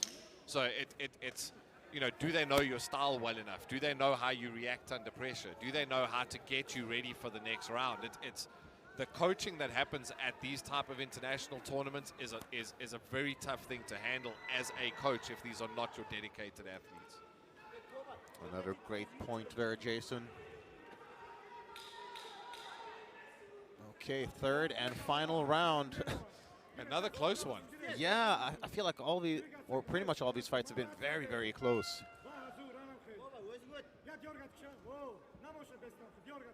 And in terms of credentials, I mean, you would have to say that at least on paper, Khurshid Zoda should be the favorite, but I mean, Great takedown. Yerkin Beganov definitely doing a good job as well. Lands in a very strong position, back into the top position again. He's in guard, but also, again, very busy when he's in top guard. He's throwing punches, he's moving around. Not necessarily trying to move to half guard or mount, but he's very busy trying to cause damage and dominance. Yeah. And that is the difference between, like, you know, holding a position and really going for it. What's really going to sway the judges, and what's also going to be able to distract your opponent. Yeah, I think a lot of the ground game is time. The more time you give your opponent to plan and think, the better it is for them. You see, he's just trying to get that triangle, and he's putting the legs in the position for it. But insane amount of just, you know, watching what's going on around him, because he can see the legs coming and moves his position. He can see something coming and readjusts again. And that's where I'm saying about instinct. Yeah. He can feel the body moving, so he knows how to counteract that.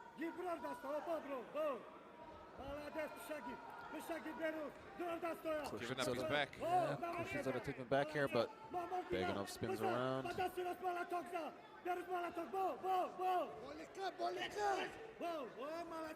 Oh, he's got the arm trapped.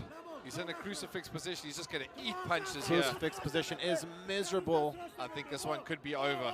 Oh, great way to turn out of it. That is probably the worst position to be in. Oh, yeah. There is just nothing you can do. Holding onto the fence again. Yeah, I think the referees are take a point here. It is a couple, yeah. It's not the first time that Beganov has been warned for that. And I mean, this could just be the final nail in the coffin in regards to his chances to get to the finals. And there you can see experienced referees. Sometimes when these things happen, you know, they don't put them back into the position where the dominant fighter already had. And you can almost give up the position, but you know, when you do that. But great refereeing to put them back, and incredible ground and pound coming in here. He's just bombing the ribs.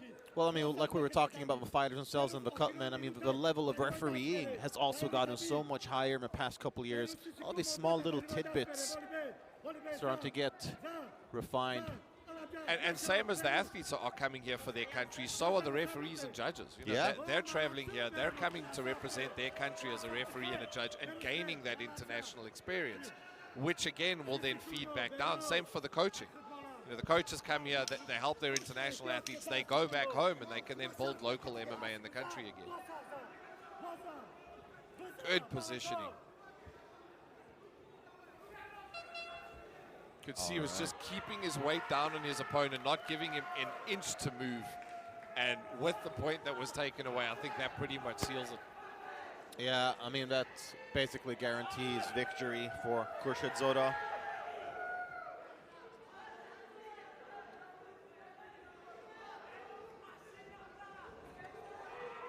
Another very entertaining and close fight. Definitely. All the fights have delivered here at Cage 3 so far.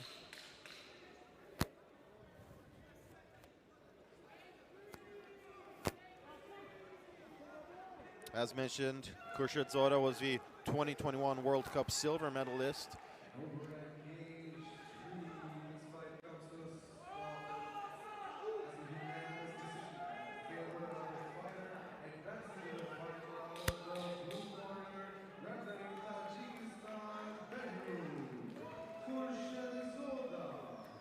Behruz Khurshid Zoda gets one step closer to realizing his dream of winning a gold. And great sportsmanship consoling his opponent here, who's obviously very disappointed. And you can see what it means to him. You know, coming here, fighting for his country, representing his nation, and losing out this far into the tournament. Yeah. You can see this means everything to them. But again, before the celebration, consoling your opponent, showing that sportsmanship, and then carrying on with the celebration. It's definitely, for me, you know, in a sport where in the pro level people are so focused on hyping fights and you know, all of these things, the mark of IMMAF for me is that everyone that comes in here is respectful. They show the true essence of mixed martial arts and martial arts. Definitely. I mean, I don't know if Khurshid Zoda is going to be the 2021 world champion, but he's showing the heart of a champion just by doing that. That is for sure.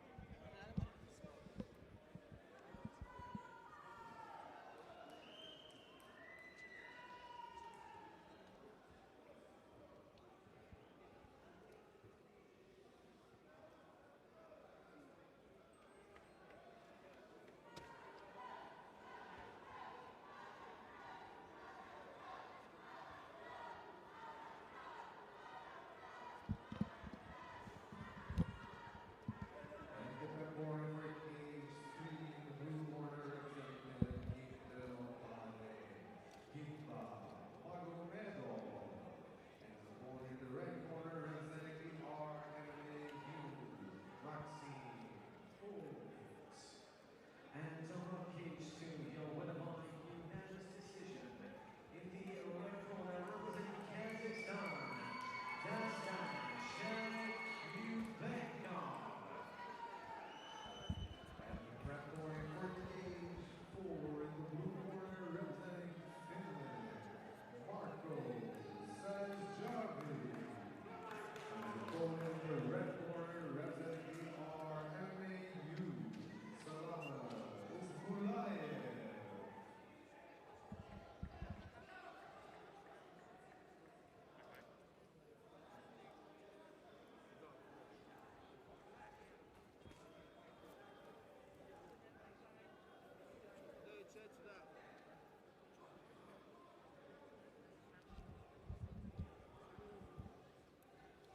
All right, we are continuing here. Men's junior lightweight, so 70.3 kilograms or 155 pounds. And we're about to see who will face Behruz Khurshid Zoda in the finals. Already having entered the cage, we have the Kingdom of Bahrain's Gimbat Magomedov, one of the fighters to watch. And he will face off against Maxim Fuchs from the RMMAU. Both these fighters have done very well so far. And this should be another good one. Quick touch of gloves, and here we go. Gimbat Magomedov got a gold medal at the 2021 Junior World Cup. Straight to a takedown attempt here for the Russian neutral athlete. And he gets a takedown. Great technique there. Gets the arms wrapped around, pulls the legs out, gets the double leg takedown.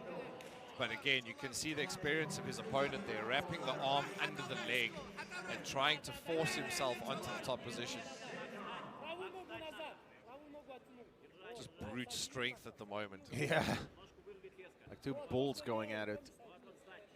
Oh, nice work there from Magomedov, getting back up to his feet. You can see here both fighters pushing for that position to try and get their opponent against the cage to get the takedown. And it's all about who's going to make that little mistake first Yeah. that gives the advantage to their opponent. I mean, when you are so evenly matched, and it could just be one tiny mistake that seals the deal. Now we got Magomedov in the more advantageous position up against the cage here.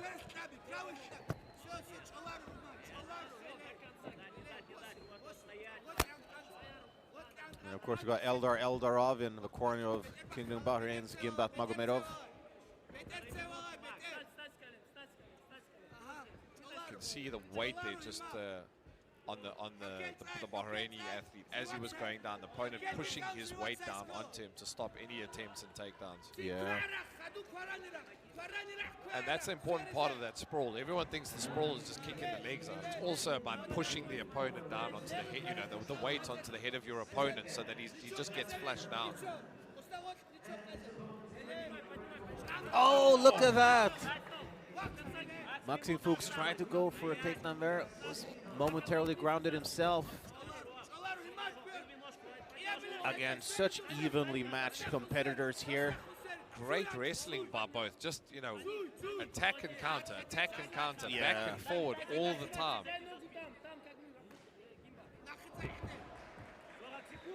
And again, positioning. You can see holding a leg or holding onto the arm or grabbing, over, under, behind the leg. All of these things just stop your opponent from shifting that weight. Everything when it comes to wrestling is about movement of weight, yours and your opponent's. I mean, this is just Scramble City population. Gimbat Magomedov and Maxim Fuchs. And the problem with this is how do you score it? I was Because just who's in the thinking that. dominant position here? It's back and forward all the way through. So how do you score around when no one really had dominance? Best haircut. Yeah, this was a round of almost only 50-50 positions.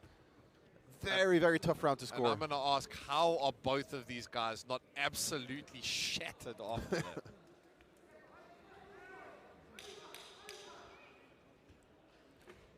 Both corners working hard just to keep the lactic acid from building up in the fighters. A lot of energy pushed out in that round by both athletes. Again, very back and forth. And a lot of it is just carrying weight. They're both carrying the weight of their opponents. They're both moving weight around. That can really sap the energy. But both of them look in supreme condition. Oh, yeah, definitely. Both corners very calm. You can see the way they speak to their fighter. Very calm, keeping the momentum there, but also just keeping them relaxed. I think that's the biggest issue for most athletes is in between rounds, how quickly can you get the heart rate down? How quickly can you get to the point where you can take instruction? Anyone that's ever been heavily out of breath, you're not listening. You're focusing on breathing. That's about it. Nice kicks there. Oh, but Caught the kick. Great takedown. Fuchs catches the kick. And I was actually thinking when both fighters were doing so well in terms of wrestling, I was a little surprised when Magomedov threw two kicks in succession. Just again, reversal. The pace that they do this at is incredible.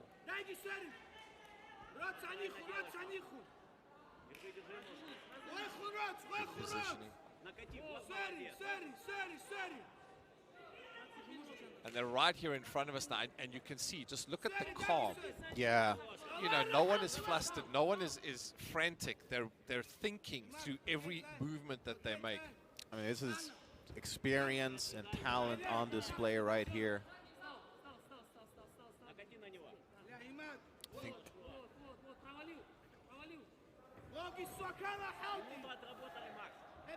and just high-level wrestling, drilling over and over and over. I mean, this is probably the most. We've had pretty much only evenly matched fights, but this is the most evenly matched fight we've had so far, and definitely in terms of skill set as well.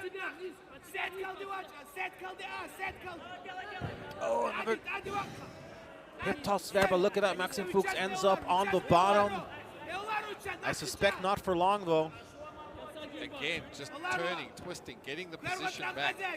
No one is staying in a position for more than 5 seconds. Yeah. Everything is back forward.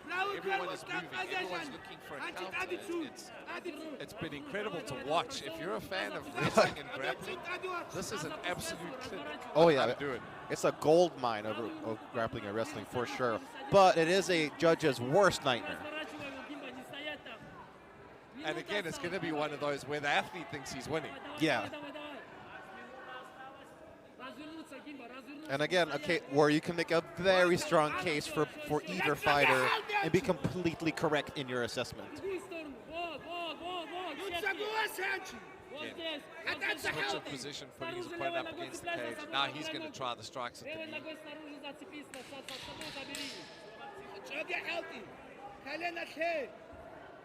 The question now is when it gets to round 3 and it's all on the line, do they stop going for takedowns and just stand and throw? That would be a nice little twist to this fight. Just turn it into a straight up kickboxing bout. Because when it's this even in the wrestling, it's just back and forward and no one can really get the upper hand. Do you just switch it up in the third? It might be a pride thing though, showing like, no, I am the better wrestler and I'm gonna prove it. And I mean, conditioning could very well be the deciding factor heading into the third round. Who did, that extra sprint? Who took that extra kilometer? Yeah, I don't know. The conditioning of both of these guys just looks insane. I would be absolutely shattered by now. I mean, if I'd done a round of this, you'd be, they'd be carrying me out of a cage in a stretcher. You can see both of them. They are breathing heavy, but the conditioning on them, as I say, it's there. Neither of them are, completely shattered. They don't look like they're, insanely out of breath. Obviously, an immense amount of energy expended here. But again, how do you judge who got the upper hand in the wrestling? It was constant switching of position. One on top, well, then the next. One against the cage, switch to the next one. The level of wrestling, again, at an amateur tournament. Oh, yeah. It's just insane.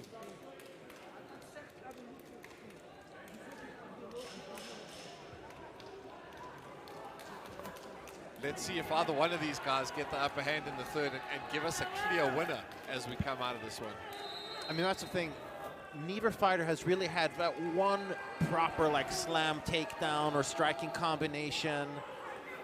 And getting that could very well be what pushes you over the edge towards victory. And where you can secure the position and go, look, I got it, and I'm dominant, and I have the position. There we go. Yeah. No more takedowns. Throw leather, boys. Maybe they were listening to your advice before. Just go for strikes. No, not for long, though. He used it as the setup, though. He threw the hand up there, threw the right, used it as the setup for the takedown. Yeah. But again, can it be secured? That's always the question. Shooting for a takedown, attempting a takedown. Can you actually get it secured and show dominance in the position? I mean, if nothing else, Magomedov has definitely had a great start to the third round. Yes. And probably the more clearly dominant stretch that we've seen so far. Yeah. I think it could be another split decision. Yeah. I'm going to say that now, obviously depending on what happens in the third round, but the fights in this cage have all been extremely tough. Well, it's like, how do you even score those first 2 rounds? I mean, do you flip a coin? Do you... I mean, here the ring control and, having his opponent up against the cage, the Bahraini fighter definitely has the upper hand here. But again, it's for how long? Where does the switch happen?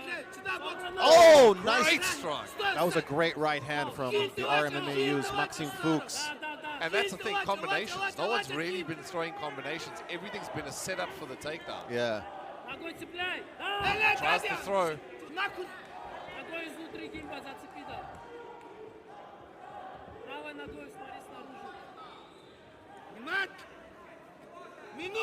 And I feel like Must be running empty. Have to be. Nice knee. And the question is, did that strong right hand even things out in terms of points, or? I think for me, definitely, control of the cage is definitely going over to the fighter from the Kingdom of Bahrain. I think he's got the control. I think he's making his opponent give different looks. But again, it is all going to come down to how the judges see it.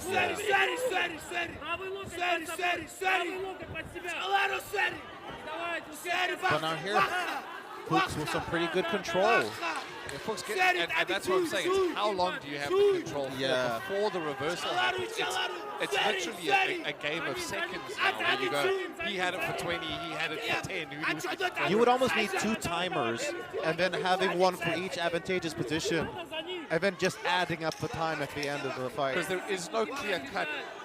That's the guy who dominated the fight in this one. And we are going to a judge's decision. And, Jason, I'm going to put you on the spot. Gun to your head.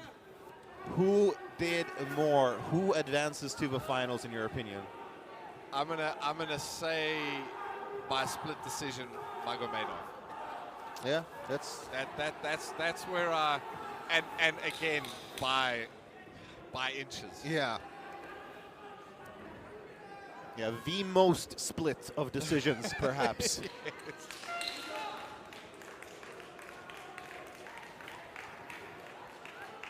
All right, both fighters think they won. Let's hand over to D&M for the official decision.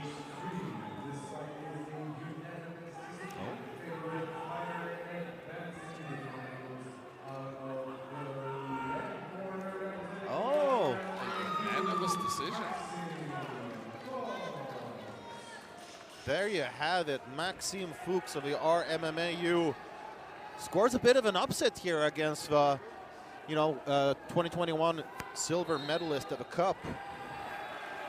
And he will face off with Tajikistan's Behruz Khurshedzoda. That should be another great display of grappling. And again, both fighters can walk out of this with their heads held high. That was probably the highest level of just 3 rounds of flat-out wrestling I've seen. Oh, yeah. They're both winners in my book.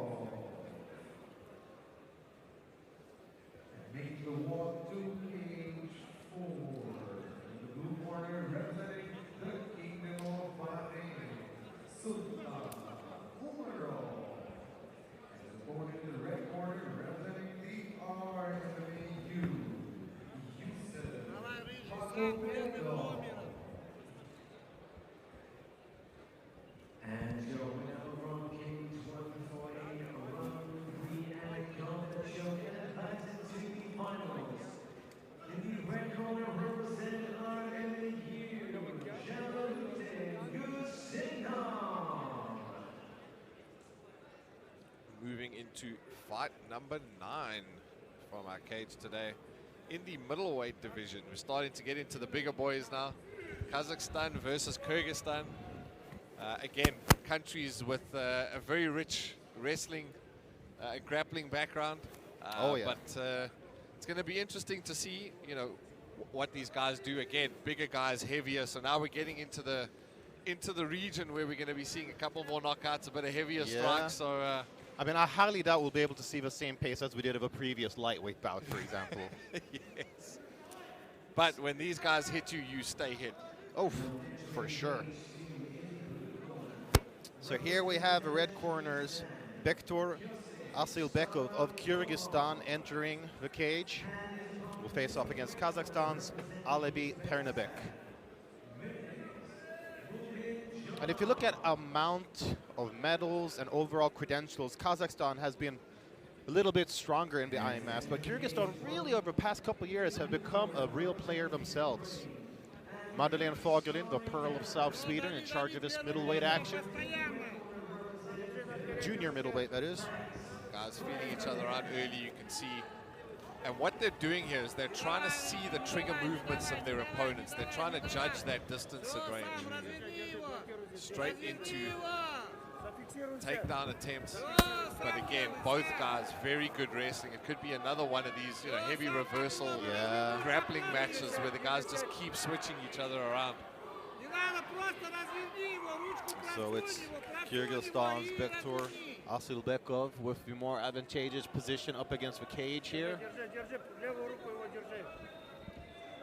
Oh, great pickup, but incredible counter. How about the balance there of Alebi Pernebek? And it's just body control. That's what you're doing. You're up in the air to know where you are and where your body is when you hit the ground. The spatial awareness comes from, again, just hours and hours of drilling. Nice little trip attempt there from Pernebek, but I mean, Asilbekov recognizes a threat back with his opponent against the cage. Nice knee to the inside of the leg.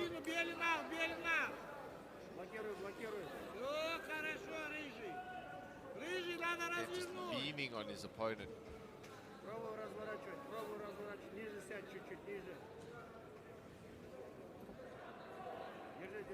Not really getting into a position where he can take the legs out. Base is very good. Oh, finally gets it, but straight back to you. Just for a couple seconds, yeah. And the amount of energy to just keep pushing his opponent around the cage is definitely going to be energy sapping by the time we reach around 2. That's the thing. I mean, a lot of this will very well come down to management of energy. How much you put into each kicks there. Yeah, how much energy do you put behind each strike or each takedown attempt? Very measured in the striking. The wrestling, they go all out, but the striking is a lot more measured, and they take the time to really, you know, make sure that they're not going to miss it and eat something in return. Straight back into the wrestling game. Control of the cage, control of their opponent.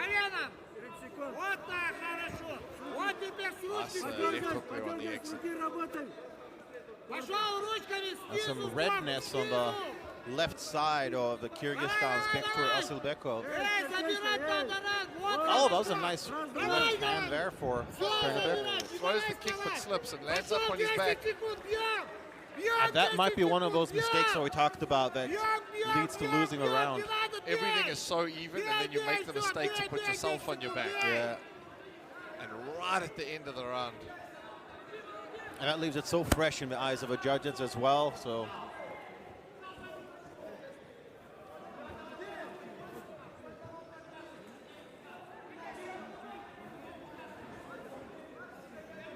Kyrgyzstani corner a little bit late at getting into the cage.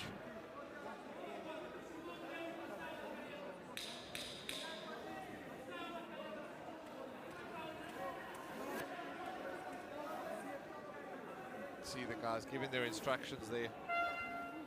I think the end of that round definitely hurt him. Yeah. Landing up on his back just as the round was coming to an end, and it was. He managed to secure the position and start landing strikes. And right at the end, as you say, leaves it very fresh in the mind of the judges when they're scoring the round. And I'm quite sure that Asilbekov, you know, probably is aware of that as well. And now you've also got to manage sort of the emotions surrounding potentially losing that round. I think that's a big part of you know, MMA and fighting, is keeping those emotions in check, not getting too down on yourself, not, you know, really also forcing the next round because of what happened in the last round. You've got to kind of clear your mind and take each one as it comes. I mean, so much is just heart in every extent. As they say, there is no gene for the human spirit. Nice knees in a clinch there for Pernabek. And those knees to the body are going to pay dividends later. You know, when the gas tank starts going and the breathing gets heavier, that's when those body strikes are going to start. It's a nice front kick as well. We've seen Pernabek throw a couple of front kicks. Swing and a miss there for Asilbekov. He attempts the uppercut there. Just giving his opponent different looks, making him think about ducking under the punches. If the uppercut comes, you have to keep those different looks coming. If you're going to keep just jabbing, it's easy to duck under them. But if you mix it up with an uppercut every now and then, it makes someone think before they just dive in for the takedown. Oh, nice kick there. Forces a stumble out of Asilbekov. So one thing we haven't seen too much of today is leg kicks. Yeah, that's true. And Pernabek decided to change that up. Nice inside leg kick, and those are the ones that are going to hurt because you don't generally condition the inside of the thigh. Yeah. People generally do the outside, so those inside leg kicks can really cause some damage. I mean, it's basically money in the bank in combination with body strikes. He's got the longer reach. You can see when he throws those jabs, he's definitely got the reach advantage. Gets those jabs in. That's a nice hard right knee as well from Pernabek. You can see when he extends, the reach that he's able to get is definitely an advantage in the fight. Yeah. And I feel like Pernabek is kind of turning it up here, really starting to take the lead in the stand-up. I think also the first round gave him the measure. You know, Yeah. He knows what the range is, he knows what the distance is, he knows how his opponent's going to react. And a lot of the time people go, oh, first rounds are slow, first rounds can be a bit boring, but what they're doing is they're reading the opponent. They're throwing feints, and saying, oh! throw a jab, what does he do? Head kick lands there for Kazakhstan's Alibi Pernabek. Oh, he eats a big left hook there, holding onto the leg.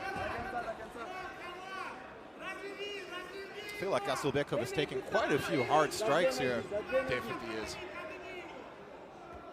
And it's kind of like just as the tide was turning in Pernabek's favor, Asilbekov got a much needed break and advantageous position here up against the fence. But not a whole lot of time left to work. Работа, активность, показывай.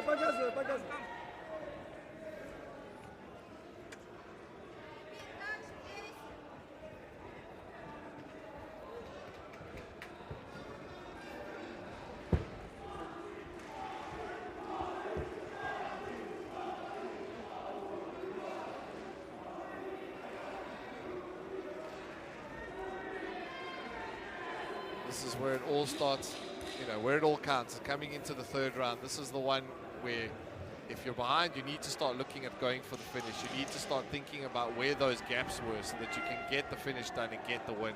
And this is also where you start feeling those leg kicks and those shots to the body. Your movements become a little bit more labored. And the guy who's ahead, he needs to now start thinking of, do I keep pushing the action and risk losing the fight in the third? Yeah. Or do I go in and really force my dominance and leave, you know, no doubts in the judges' minds? It's very much a mental game as well. People think it's all physical, it's all training. Mental and emotional is a very big aspect of what these guys are going through. Yeah, and it's like, do you risk exerting, like even if you win and you totally burn yourself out today, exerting yourself that much, and maybe you won't be 100% in the finals, and that is where it truly counts. See if I was just about to say, if we're going to see another leg kick from Pernabek. And what those leg kicks do is when you lose your lead leg, you know, for guys that haven't experienced that before, is if you're a striker, you can't put weight on your front leg. So you can't throw with the kind of power you normally do. If you're a wrestler, you can't shoot because you can't put your weight on the front leg. Yep. So it takes out wrestlers and strikers if they start pounding on the front leg. So I'm quite surprised we haven't seen more of that today from some of the fighters. Yeah, I mean, it is such an effective weapon long term. And in a tournament style, if your leg gets shot and you have to fight the next day, it's going to be a long day for you. Oh, yeah. I mean, that's just basically starting out with a huge disadvantage. And at this level of MMA, I mean, any disadvantage could just be terrible. And more hard leg kicks landing there. Still Bekov unflinching in them, though. I mean, he's eating them like a champ, but it's not the kind of champ you want to be. No. I mean, I've seen guys take leg kicks like that, and you know, you see them in the evening, and guys can barely walk, because that's when you actually feel it. So guys that are going to have to fight tomorrow after that's going to be the issue for them. And I feel like we are seeing some swelling on the lead leg there of Vasil Bekov. And they are wearing shins, but I can promise you it still hurts. Oh, yeah, definitely. Oh, great strike. Nice little 1-2 combination there from Pernabek. And his striking is crisp because he's got such long levers. He can really push them out there, and he's hitting you at the end of them. So he's causing quite a bit of damage every time he does. You can see the swelling on the eye. Yeah. Oh, nice right hand as well. Oh, that was a very telegraphed takedown attempt, and almost seemed a little bit panicked, like he was starting to get really flustered on the feet, just wanted to change positions. And a shot of desperation. So I'm losing this on the feet. Let me see what I can do if I shoot. Yep.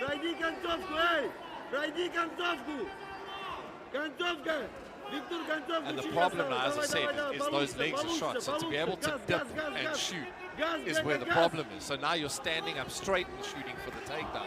Yeah. And that's when they become telegraphed. Yeah, Pernabek really starting to run away with the victory here. It was very close initially, but I mean, the leg kicks, I really feel, have been his biggest tool towards securing victory. Unless something crazy happens here. He's definitely slowed his man down. As you can see the shots that are coming in now. Yeah. He's dropping to the knees when he shoots. And there's not that explosiveness is not there anymore. Yeah, Asylbekov trying really hard to secure a final takedown. Taking some massive shots at the end there. And yeah, I mean, we were talking about before, the small little things that add up and create victory. I feel like the story of this fight is how the leg kicks added up and secured victory for Kazakhstan's Alibi Pernabek. Yeah, great fight for him. Once he had that, you know, the range in the second round, once he could see his opponent, he could judge where the trigger movements were. You know, when I throw the kick, what does he do? When I throw the feint, what does he do? Once he had that measure, he just started picking him apart more and more and more. By the third round, you can see nothing was flustering him anymore. He was completely relaxed. He had the measure of his opponent. And a very clinical performance by Pernabek. Oh, absolutely. We will get the official decision from Mr. DNM shortly.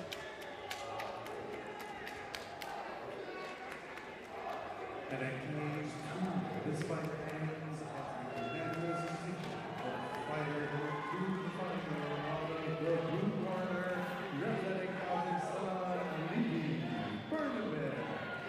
Yeah, one of the first times that we haven't been sort of on pins and needles awaiting the result. Clear-cut victory here for Alibi Pernabek of Kazakhstan, who leg kicks his way towards a spot in the finals here at the 2021 IMMAF World Championships. A very dominant performance by him. Definitely left no doubt in the minds of the judges. And congratulations. It'll be interesting to see what he does in the final. Oh, absolutely. Going through the final of the red corner representing the RMAU, Yusuf Magomedov.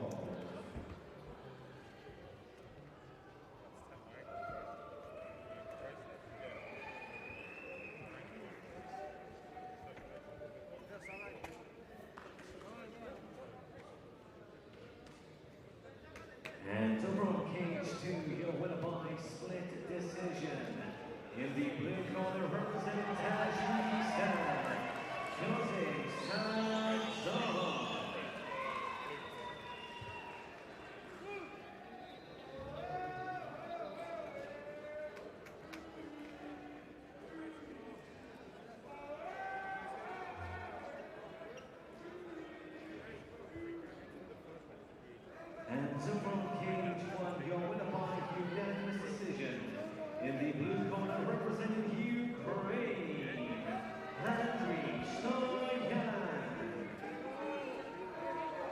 inside cage number 3, the blue corner, representing Mexico, Diego Torres. And his opponent in the red corner, representing the RMMAU, Mohammed Afandi Asifov. Okay, we are staying at men's junior middleweight with a bout that will decide who faces Alibi Pernabek in the finals.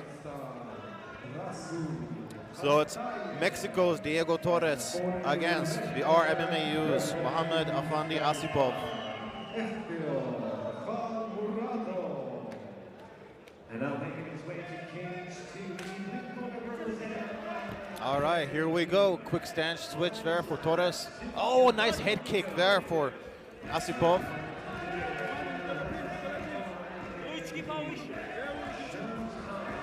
And the Mexican contingency back in action, cheering on their countrymen. Definitely one of the more vocal teams at the World Champs this I'll year. say the most vocal team. They will sometimes come in with mariachi music and all kinds of stuff, so. Oh, went for the back there and gave up the position. Yeah. He didn't have the hooks in, and because of that, it slid off the side. And he is now in a world of trouble. Yeah, you do not want a fighter from the RMMAU on top of you.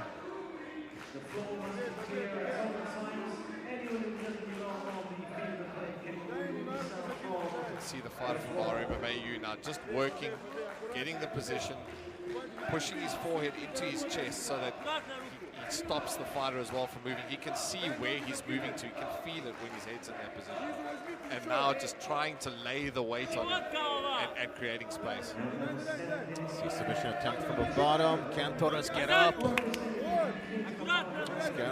It's no easy feat. Oh, look at that. Up his back, and both hooks are in.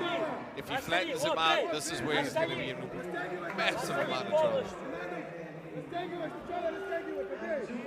Okay, Torres doing the right thing. You kind of want to be on your side so you can perhaps turn into your opponent, end up on top.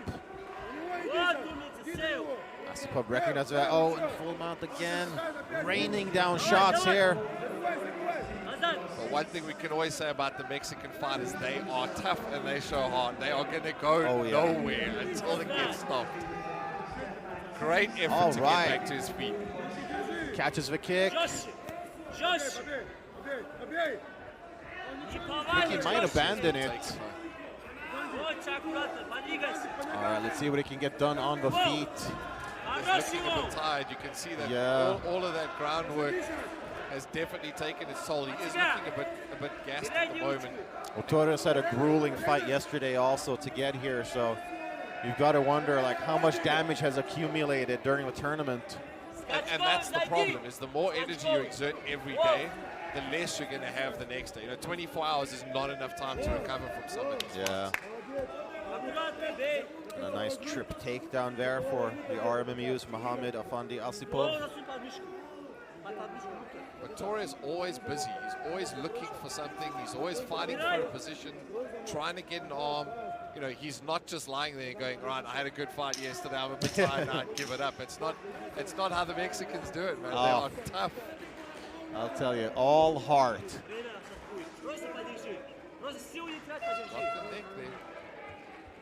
Okay, a very good first round for the Russian neutral athlete Mohammed Afandi Asipov.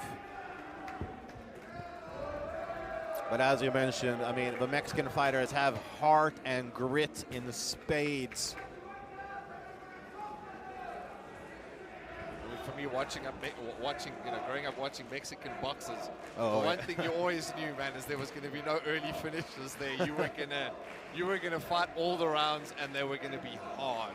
And in MMA, it is no different. These guys come in here, they are well drilled, they have extreme amounts of heart, and they just don't go anywhere. No matter what you do, you have to finish them. Oh, yeah. And as mentioned earlier in the broadcast, we've recently seen an explosion of popularity for MMA in Mexico. I mean, previously boxing just ruled the market, and rightfully so. I mean, Mexico's produced some of the best boxers in the world. But now, as of late, and we've got the likes of Brandon Moreno, Yair Rodriguez, and many, many more. And how can you not get excited when you hear the fan base in the background? Yeah.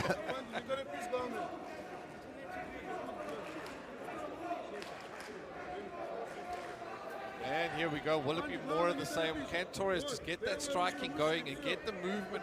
You can see he is a bit heavy on the feet, but the spring is back a little bit. Yeah. You know, the conditioning is there. You will be able to come back a lot faster, but it's how long can it last throughout the round? Nice hard leg kick there from Torres, and I mean, he's got some big thighs, so I'm sure those leg kicks carry some power. I would like to. Oh! Spinning kick! Oh, he's out! Woo! Spinning back kick to the face. Wow! Our MMA use Muhammad Afandi Asipov. Dagestan, all right, correcting us here. Dagestan's Asipov gets a huge victory. And it was the shot afterwards. He hit Yeah. the spinning leg kick, and as he went down, he connected with a clean strike. That was the craziest finish we've seen so far. That was nice work. And I liked it. We saw the Mexican fans actually clapping the victor here as well. And again, the awareness. As he landed, it was straight on him again, saw the gap, landed the punch, and it was over. And again, as we said, with the Mexican fighters, you have to finish them. They're not going to go anywhere. I'm sure Torres would have kept on going for 7-8 rounds if he could. Wow.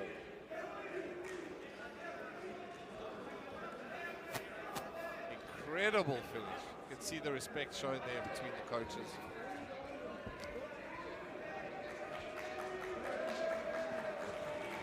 Medical staff coming in just to make sure Torres is, there's no serious injury or damage. These things always look a lot worse. The knockouts look bad, but it doesn't always end up being bad. It's guy gets knocked out, give him a few seconds, you can start coming back to it again, and generally everyone comes out of it okay. And it was a timing there. And I'm starting to sort of see how Asipov put the pieces of a puzzle together, because we did see Torres dipping his head a lot in some of the striking changes in the first round. Yeah, the timing on it was insane.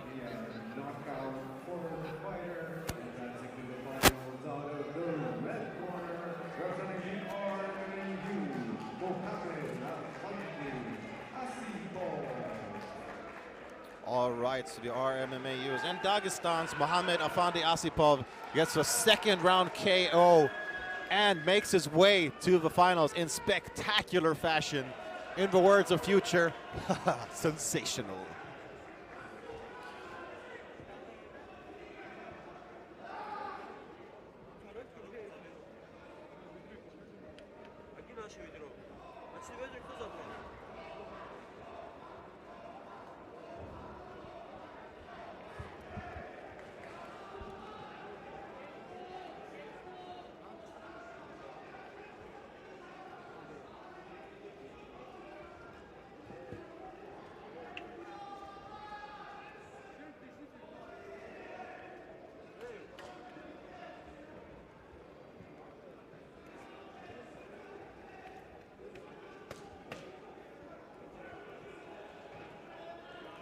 As we said, moving up in the weight divisions, the guys have a lot more power, a lot more weight behind the punches, so we will see a few more knockouts, and we'll soon be moving on to the heavyweights. Oh yeah, we are moving on to our first heavyweight bout of the day, and talking about knockouts, the giant German Tom Hörlemann has scored 2 fantastically brutal head kick KOs so far.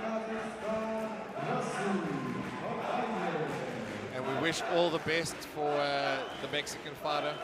Yeah. Torres, a great athlete. He's had some wars this week, keeps coming. I mean, just him getting here defies the odds in itself, and he will get a bronze medal for getting it to the semifinals, well earned. And it's just a game of inches. I mean, he dipped his head just a little bit. Had he not dipped his head, he would have taken a shot to the chest instead and probably not been knocked out. I mean, it really is a game of inches. It is such small deciding factors that can lead to victory or defeat.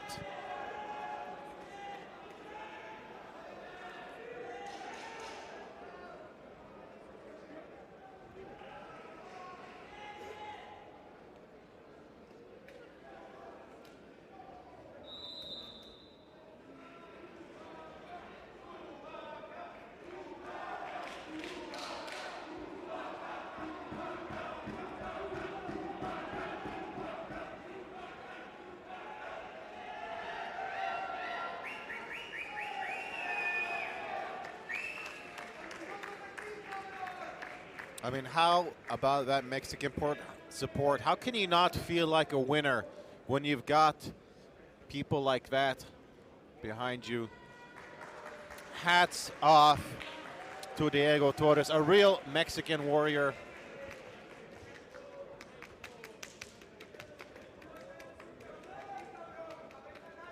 Making the walk to cage 4, the blue corner, representing New Zealand, Fergus Jenkins. And his opponent in the red corner, representing Ireland, Paul Buckley.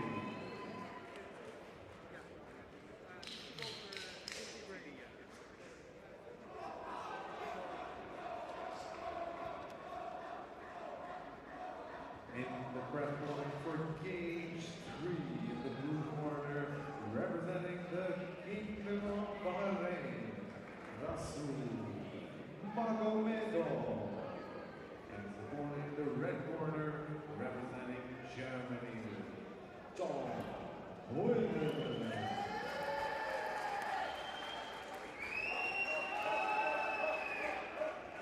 Okay, so we are moving on to a heavyweight here. You will see the Kingdom of Bahrain's Rasul Magomedov getting prepped for the cage. He will face off with the towering German Tom Hollemann. Yeah, this is where weight cuts are not so much of an issue anymore. Yeah. And these are real heavyweights. I mean, these are not, these are not guys that are just, eat too much. Yeah. These Guys are some seriously big boys. Oh yeah, they're here because of sheer muscle. They're not here because they went on a cheeseburger diet. And the German fans have made themselves known in the building. Hollemann is a giant of a man. He is a heavyweight. Big dude. You can see just the sheer size of him standing in front of the cut man. He is a big guy, and that's why I say, all of these things, force the speed times weight. That's a lot of weight.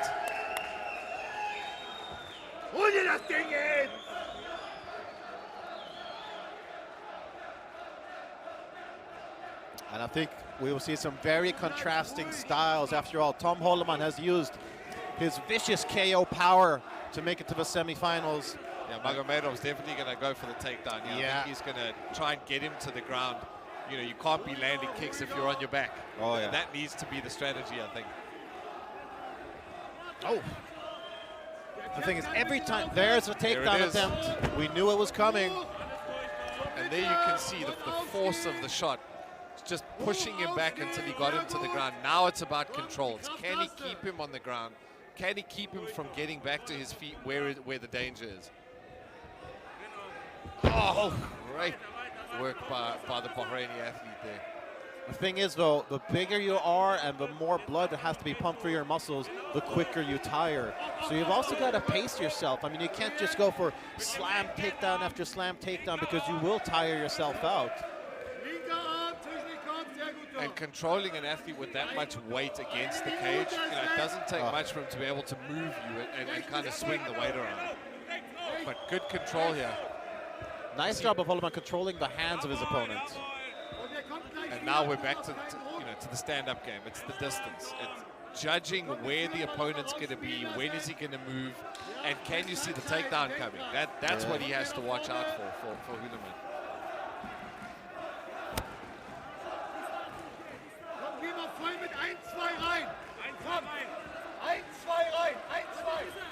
And from Magomedov, you can see that overhand right, which is a wrestler's favorite punch. Oh, great takedown again. Drives him across the cage. Fantastic timing there from the Kingdom of Bahrain's Rasul Magomedov. And you can see he's got the leg caught. You can see he wraps his leg around it, because if he can't get the leg out, it's very difficult to try and twist out, which he's doing now. But he's given up his back. Can he get the hooks in? Or is he just going to keep pushing the weight on him?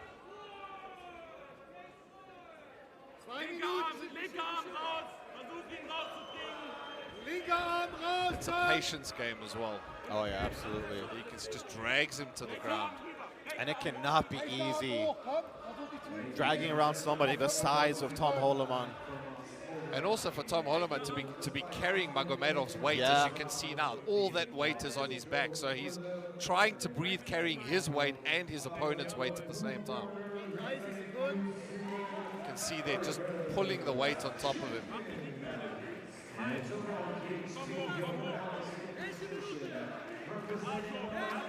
There's those knees driving into the outside of that leg.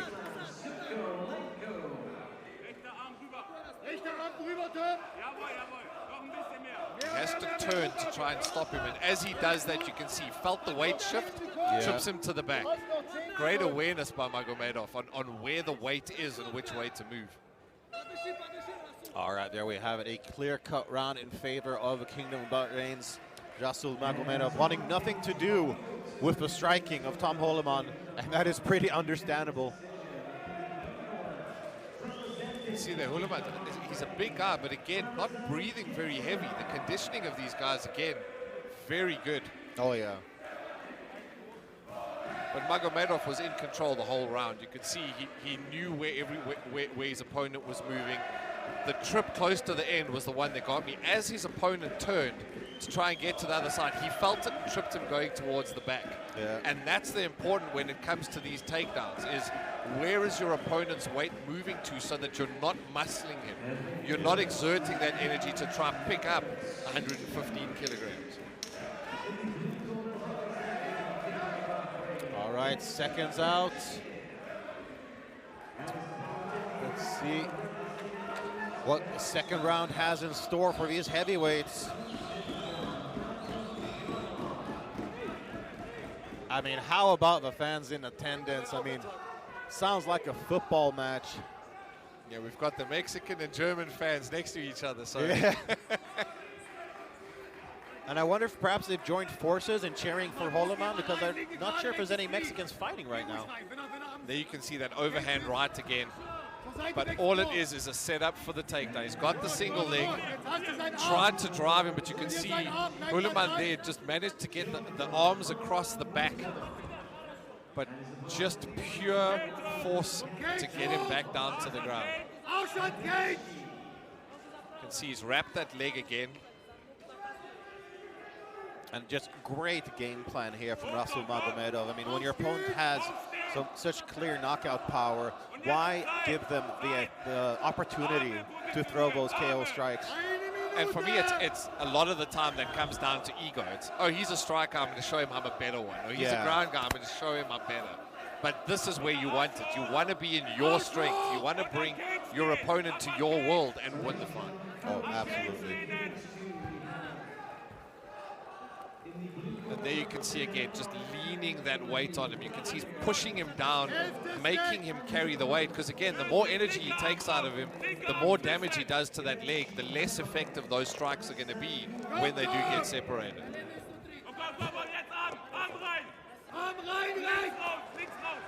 Okay, this is better for Tom Holloman. Gets one underhook. Can he circle away from the cage and separate? Magomedov again just leaning into him. You can see there is no space. That is the big thing here. The more space he gives Holloman, the more chance he has to get out of it. You can see straight, gets the underhook back in again, pushing him into the cage. And Holloman is the bigger guy here. He has more weight, he has more size, but you can see he's just being controlled all the time by Magomedov. Oh, great takedown again. Yeah, Magomedov just drives his opponent down. And again, drops that weight onto his back. I mean, just very, very smart way of fighting here for Magomedov. And clinical. Everything is measured. Everything is thought through. Every movement is deliberate.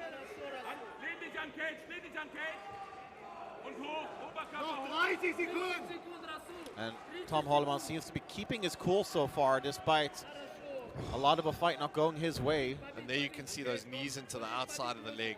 Oh. And what that does as well is every time Holloman's standing up like that, he's putting the weight on the leg and using it as a base. The more strikes he takes, the harder that becomes. He can't then just keep standing and taking the punishment. And it looks like we will go to a third and final round here at this heavyweight semi-final. And 2 Looks rounds like in the Magomedov's bank. got a bit of a cut on the top of the head. Yeah. I don't know if that came from maybe a clash of the heads while he was on the ground trying to control him. I can't remember any strikes landing up there, but it seems to be just under the hairline. Yeah. Luckily, it shouldn't be an area that causes too many issues. Yeah, generally if they're that high up, if it does bleed, it'll run down the side of the eye, not into the eye, and that's generally the ones they'll let go. It's when it runs into the eye, so under the eyebrow, or a massive cut on the eyebrow itself, where it becomes a danger to the fighter not being able to see. But also going into the final, if the opponent sees that cut's already there, does he go after it? Is it something he can target even now? Can Hulaman in this last round try and pull something out of the way, because he has to go for a finish? Yeah, absolutely. I mean, it's all knockout or nothing here. It's all or nothing for the giant German Tom Hulaman. He's got to make something happen here in the third. He's got to score that KO if he wants to get to the finals. Drück ihn, bleib eng stehen. Chap läuft, komm. You can see very measured start to the round. And it's a good idea to pressure your opponent backwards. Obviously, it is hard to go for takedowns when you're taking a step back. Nice uppercut there.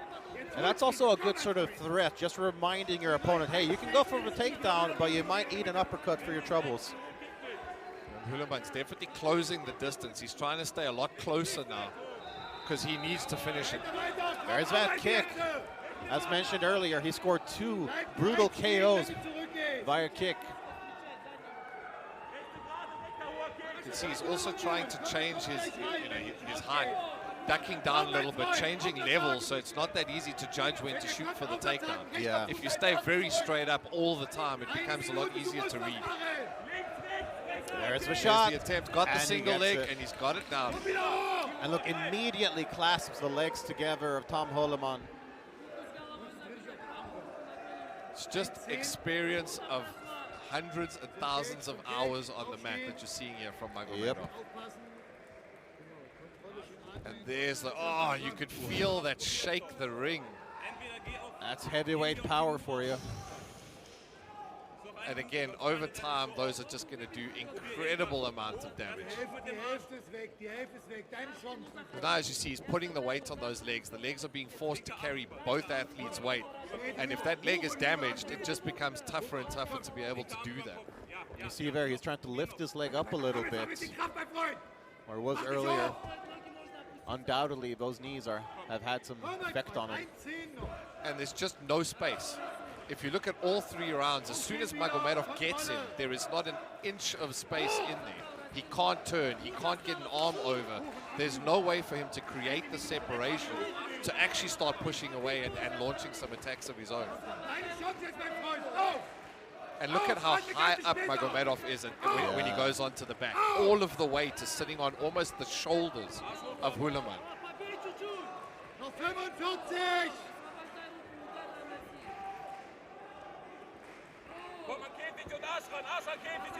Hulaman just not managing to stay on his feet long enough until he gets powered down by Magomedov.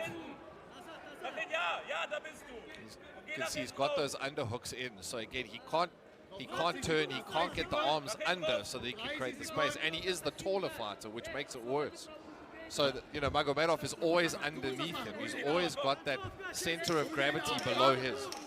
You saw that Hulaman actually dropped down to his knees. That's probably because of those knees he's been eating to the thigh.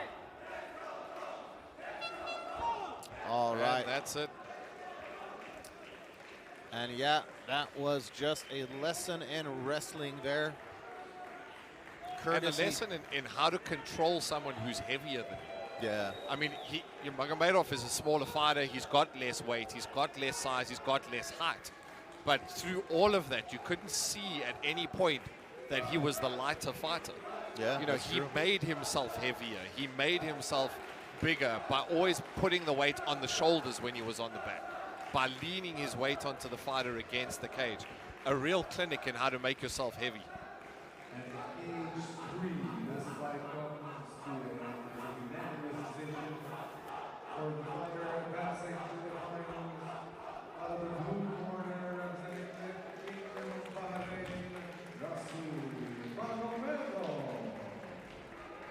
Another win for the Kingdom of Bahrain.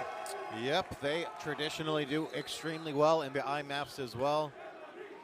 We've seen evidence of that here at Cage 3 so far. And just a testament on you know, the commitment and investment that's gone into the team. You know, obviously Sheikh Khalid bin Hamad Al Khalifa, a big supporter of the team. You know, they put a lot of backing behind them. They support them very well, and this is the fruits of that. You know, the guys are coming in here. The teams are doing well. They're sending, you know, teams that are competing in all of the different weight divisions, and the coaching that they have is really, really high level as well in the Kingdom. Yeah, oh, definitely. Well, I mean, we saw it earlier for likes of Eldar Eldarov and with, as you mentioned, Mohammed Mokayev spending time on their training down there. That's a great benchmark for talent.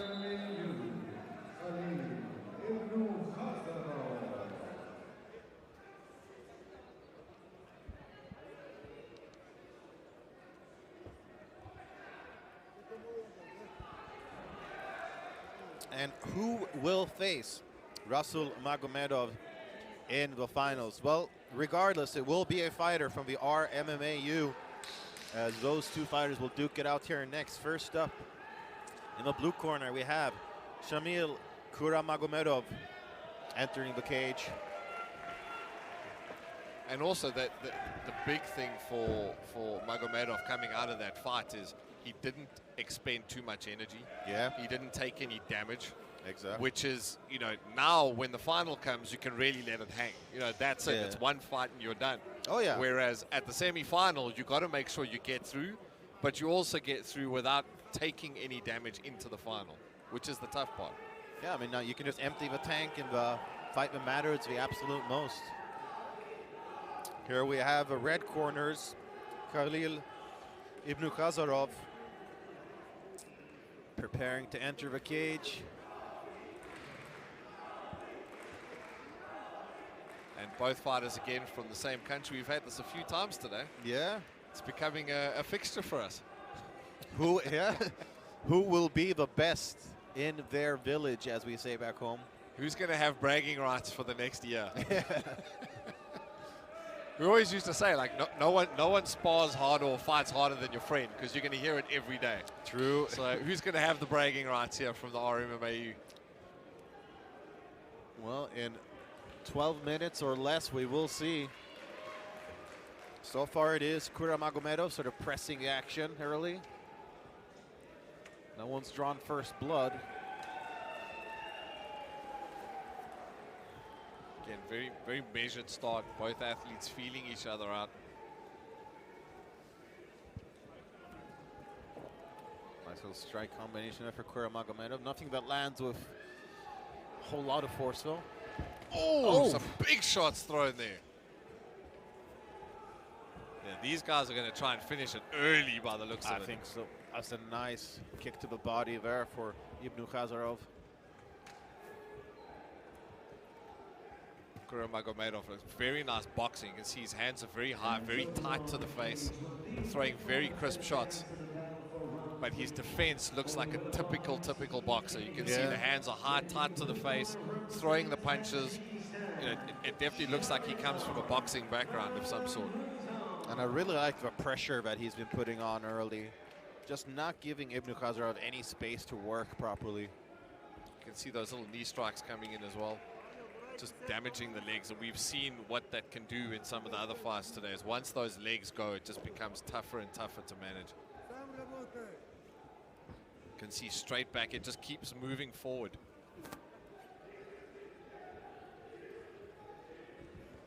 Does very well at cutting the cage off.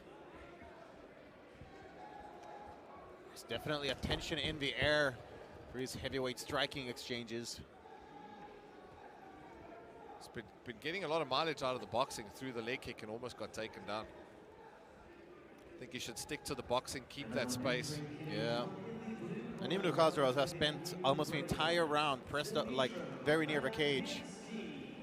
So clear advantage early here for Shamil Kuramagomedov. Yeah, Kuramagomedov's doing very well in controlling the cage and cutting it off so that, you know, his opponent can't move too much and get out of those spaces. I think if he can keep that control of the cage, that's what's going to stand him in good stead later, and also what's going to really let that boxing fly. Oh, yeah. Throwing lots of knees to the inside of the leg.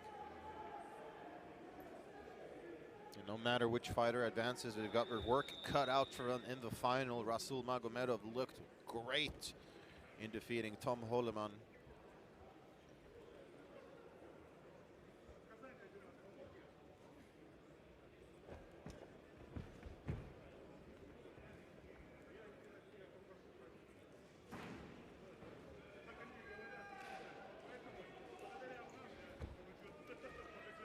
See there, just keeping his opponent pressed up against the cage. Keeps throwing those knees to the inside leg. So far, Ibn Khazarov's takedown defense holding up. Okay.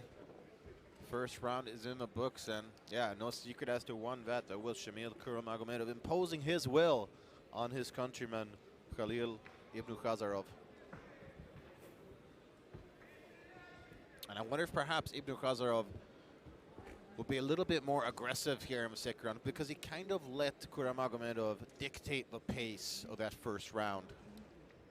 Yeah, and some guys come in a bit slower. You know, they start out a bit slower, and then they start getting stronger as the rounds go on. So it's in a tournament like this, it's a dangerous way to fight because you end up taking a lot of damage up front. But some guys, that's just how they fight. So will we see him coming out in the second round and being a bit more active, you know, pressing the action a little bit more and being a bit more dominant? Or will, you know, Kuramagomedov's boxing get him into those positions again where you can keep controlling him into the cage? I think the other thing for me is when he has him in the cage, what he needs to start doing is just pushing a little bit of dirty boxing. So push the head into the chest, push it under the chin, start hitting the body a little bit, throwing over with the hands. So when he's got that cage pressure, it's not just stagnant, that he's actually starting to throw a bit of punches as well. Either way, Khalil Ibn Khazarov needs to work his way back into this fight.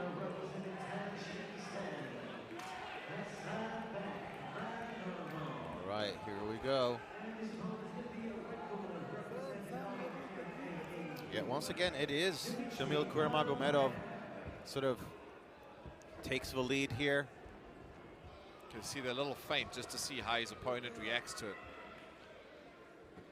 Very measured approach here. But again, cutting the cage off very well. He sees where he's going and just moves into the position. Got an over-under position here. He's got the underhooks in again.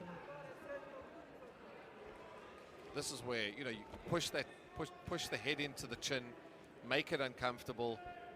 Couple of shots to the body head, put it back into the underhook. Just keep the damage going as opposed to only the position. Relying very much on the knees, and they're definitely working for him. Absolutely. I mean, he's got his opponent exactly where he wants him. But the thing with heavyweights is, I mean, it can be any second that heavyweight power could be unleashed, and we could see a vicious KO.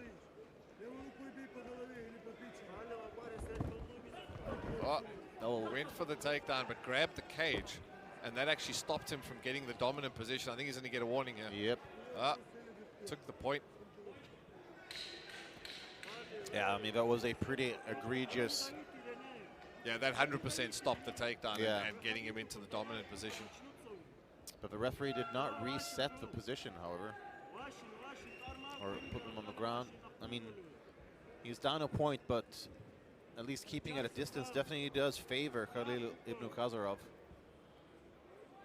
Yeah, I think it was he knows he's behind. That takedown happens, he's going to be even more behind. So I think he took the chance of seeing if he could get away with it and not getting put at the bottom. Another kick there from Ibn Khazarov. He's thrown a lot of kicks so far. I think Kuramagomedov must really start pushing forward to that boxing and then maybe attempt another takedown. You know, looking at what his opponent did to try and stop it, maybe that could be another position where he could be quite dominant.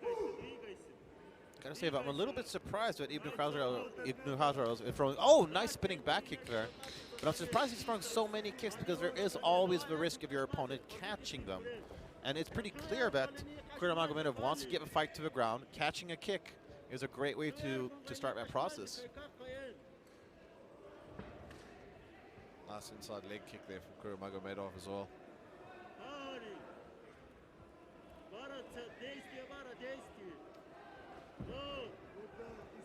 It's looking a bit tentative, you know, not really going after it yet.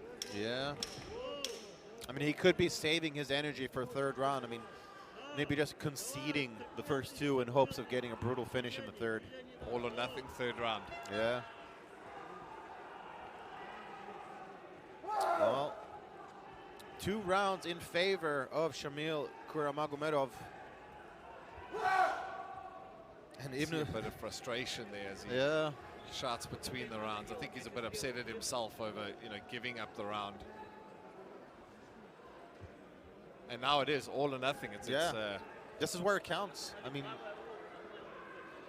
we've seen crazier things than fighters coming back from having lost 2 rounds. So things do happen in MMA where if you would have seen them in a movie, you would have said, yeah, that stuff doesn't happen in real life. But it definitely does here. One of the best examples, I mean, Korean Zombie versus Yair Rodriguez. Rodriguez was down every single round up until about 4 minutes and 50 seconds until he threw that hellacious elbow that ended the fight in brutal fashion. And if you would have seen that in a movie, you would have thought, okay, well, it doesn't really happen like that. But well, now the pressure is on. And again, this is to see how it gets handled. You know, Kuramagomedov knows he has to go for the knockout. He has to go for the finish. So does he spend the round in this position, stopping them? Okay, nice defensive work there from Ibn Khazarov. It was interesting. Did you see that? No touch of gloves for Kuramagomedov. Again, straight back into the boxing stance, controlling the distance, controlling the cage. Oh, nice scramble there from Kuramagomedov. And now he's got the back as well.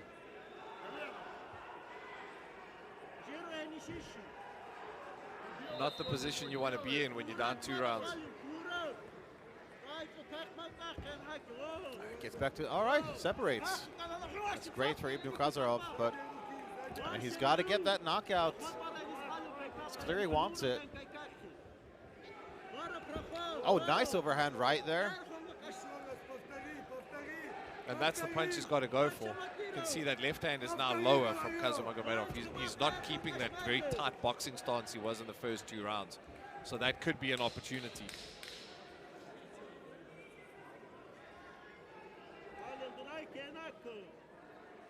But really, I mean, Kuramagomedov could just keep the fight here and win.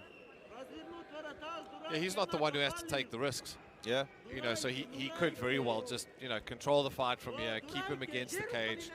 There's no risk for him to get knocked out or finished. I mean, the onus is on Ibn Khazarov to make something happen so that the title battle sways into his favor. All right, referee separates them. Oh! I think it was more of a slip there, but it definitely landed. If nothing else, it could definitely be a bit of a morale boost. I'm not sure how much power was behind it, but it can give you that sort of little extra oomph. Nice solid inside leg kick there, though, from Kuramagomedov.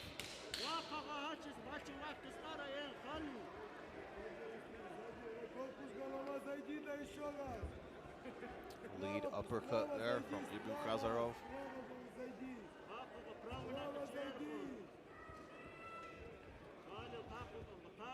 You can see the fighters are definitely a bit slower now. The hands are hanging a bit lower. The punches aren't coming in with the same sting.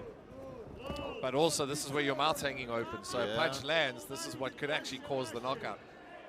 So that was a nice lead hook there from Ibn Khazarov. Final 10 seconds. You've got to go for it if you want it.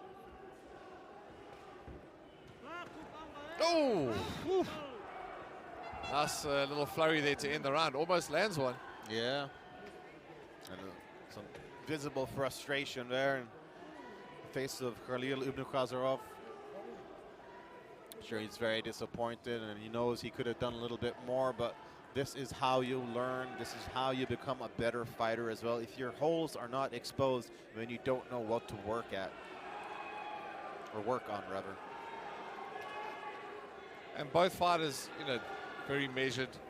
I think they, you know, could it also have been a bit of a teammate thing where they didn't want to absolutely kill each other? Maybe, yeah. But if that's the case, then that style of fighting favors the grappler for sure. Yeah. So I would be frustrated too if that was the case, and I was Ibn Khazarov. The official decision, we'll hand it over to DNM.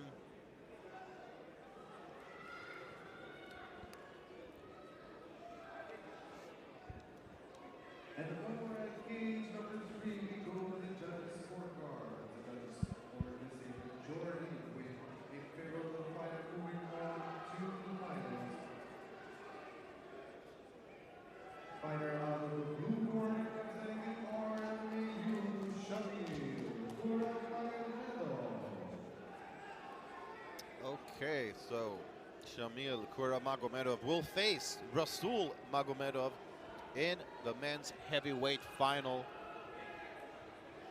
And now we move on to the really big boys, the super heavyweights. A fighter that I know quite well, Pasha from the Kingdom of Bahrain. That's right, Pasha Karkachev. He makes heavyweights look small, which is quite the impressive feat. What is impressive about him is that dude can do a backflip. That is insane. And legit, he can do it. We've seen him do splits. He can do backflips.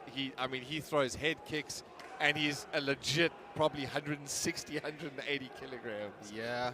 Well, I mean, he recently lost about 20 kilograms. He now walks around at circa 155 kilos only. So yeah, it's about 300 pounds. And the thing that shocks you about him, again, is how flexible he is. Yeah. You know, he throws those head kicks. He has incredible power.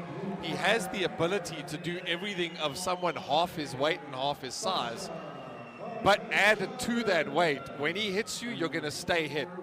And I think his record at the IMMAFs and his record for the Kingdom of Bahrain shows just how devastating his size and flexibility and power generation actually is.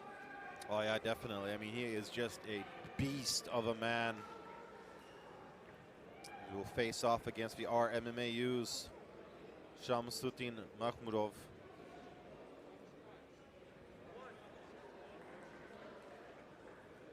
And we saw Pasha Karkachev compete here at Cage 3 yesterday, where he went the distance with Murad Jamaldinov. And he's also a defending two-time IMMAF champion. So should he win, he'll be a three-time champion as well. Imagine 2 3-time champions in the same world championships. That certainly would be an IMMAF World Championships for the ages.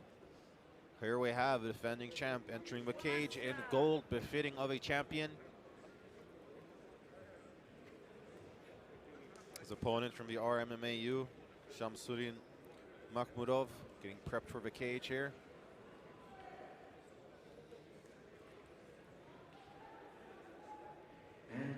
I don't see this one going the distance, to be honest. I think this one's going to finish early. Because these are big guys. If they hit, there's a lot of weight behind those punches, man. So I don't see us going 3 rounds in this. Well, surprisingly enough, Pasha Karkachev's last bout did, and while he definitely won it and did so in dominant fashion, his opponent, Murad Jamaldinov, he came to fight. He wasn't here just to be a statistic on Karkachev's record. And like I said, Karkachev, he won the fight clearly, but he did look mortal. He did eat a couple heavy shots. He took him like a champ, but let's see if Shamsuddin Makhmudov perhaps saw that. Very measured start again, trying to suss their opponent out, trying to see where those openings are, where they can take advantage of their opponents. You can see Pasha very measured. He's not you know, absolutely flying into anything, but there he goes for the takedown. You can see there the control against his opponent against the cage. Gets the underhooks, and this is the position where he can control his opponent.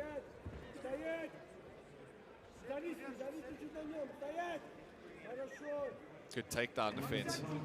Yeah, it's surprisingly good considering how deep those underhooks were. Makhmudov gets an underhook. Smiles a bit as well.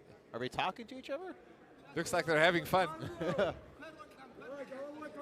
Two very big boys in the cage.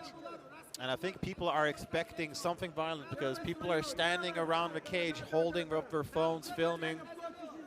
Makhmudov definitely holding his own here. He's got Pasha up against the cage, you know, controlling him a little bit as well. Trying to get that takedown, get the leg out. And the big thing here is for both of them is it's a lot of weight to move. You can't just pick them up and throw them around. You know, you're going to have to get a trip. You're going to have to get them off balance to try and force the weight over so that you can get them onto the ground. It's a couple strikes that are kind of landed to the back of the head there from Pasha Karkachev.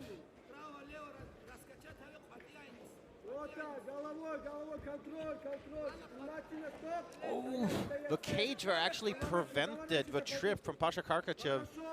Yeah, the momentum was going. He tried to flip the leg over and then went into the pad to stop it. And in this position, this is almost where sort of being the shorter fighter could be advantageous. There you can see again Pasha going for the trip, but the arm slipped out. It's a lot of weight to lift up, which is the problem. So there has to be momentum. You have to, you know, push someone so they go off balance, so their own weight and momentum pushes them over.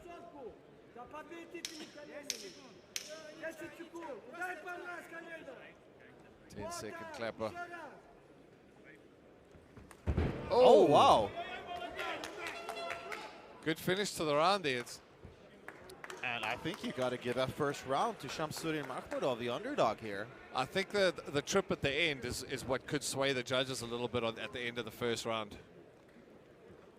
Because, I mean, that was probably the most significant moment of that first round.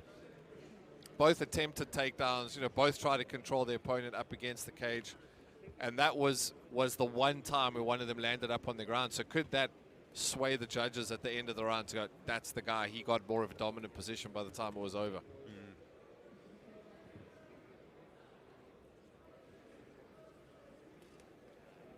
There's definitely a tension in the arena. All eyes are on cage 3. And also different styles by the two athletes, which I've asked athletes this as well in you know, prefer to sit down or stand up in between rounds. Some guys don't like to sit down because they think the blood build up in the legs to then stand back up again, so the legs get heavier. Other guys prefer to sit down, take the load off, catch their breath, and then get back into the fight, which is, I don't think there's a right or wrong answer. I think it's just a preference thing. Yeah, and sometimes it can be mind games too. Sometimes not sitting down just to show your opponent, oh, you're tired?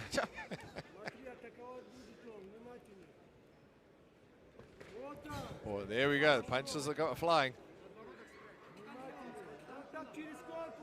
Oh! Oh, Pasha throws a big uppercut there, but doesn't land. You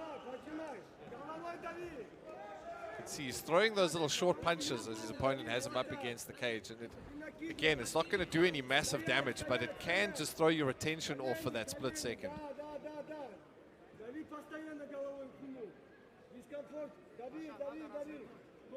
So far, a good start here for the underdog, RMMAU's Shamsuddin Makhmudov.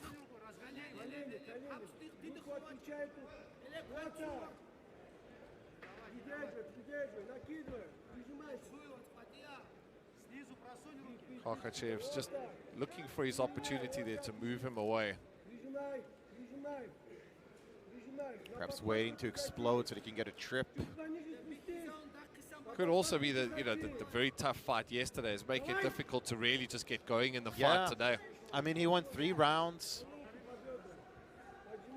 And people think, oh, you've had 24 hours to recover, but it doesn't work that way. The fights take a lot out of you. It can take, up to a week to recover from it because of just the amount of effort, energy, and exertion you're putting your body through in that short amount of time. it takes a couple of days to come back again.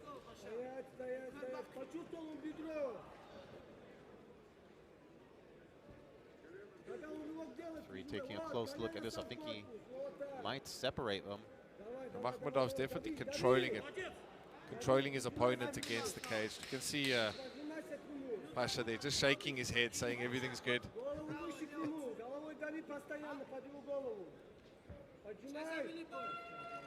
Talking to the referee as well. He's probably hoping for a separation here. Referee warns for activity. Because he is tying his opponent up. You can see he's grabbing the arms to make sure he can't really do much. Attempted takedown again.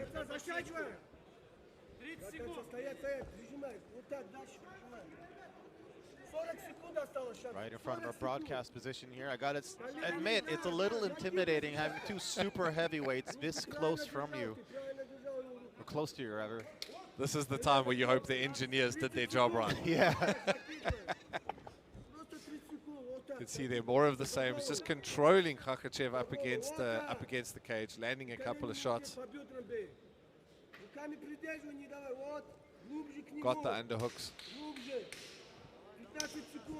No damage though. They're not doing much damage to the opponent. It's just all about control and showing the judges that you've got, you know, the cage control and the dominance of the fight just by position. Okay. Attempts that takedown right at the end again, probably just to try and sway the judges, same as in the first. I gotta say, though, I'm pretty. Are we seeing the reigning two-time champion down 2 rounds here? I think if you look at control, you know, cage control and kind of dominance and looking for something, I think he is definitely ahead. I think Pasha definitely needs to do something here. He needs to push the action in the 3rd round, needs to go for that finish, and show the dominance that we know he can. Yeah, I mean, we've seen it before. He's proven it time and time again why he has such a heralded status.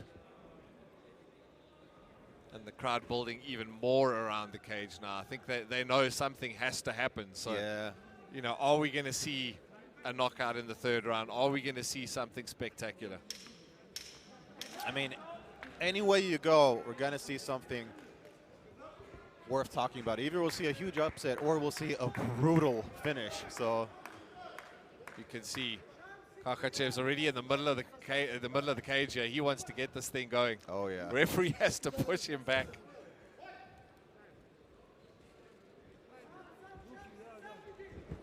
Just takedown. Going for the takedown. He's got the single leg.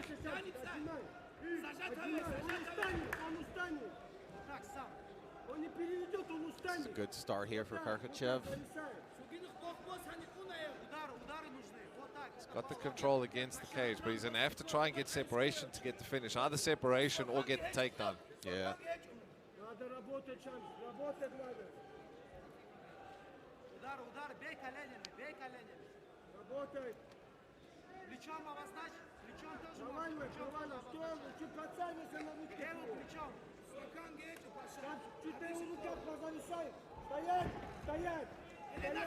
Really working for that takedown now. He dropped down to try and get it. But good takedown defense by Makhmudov. And look, he gets a double underhooks, turns the tables on the reigning two-time champ. And this is where he doesn't want to be. This is where he's ground out the first 2 rounds. He needs to move to try and get himself in a position where he can finish the fight.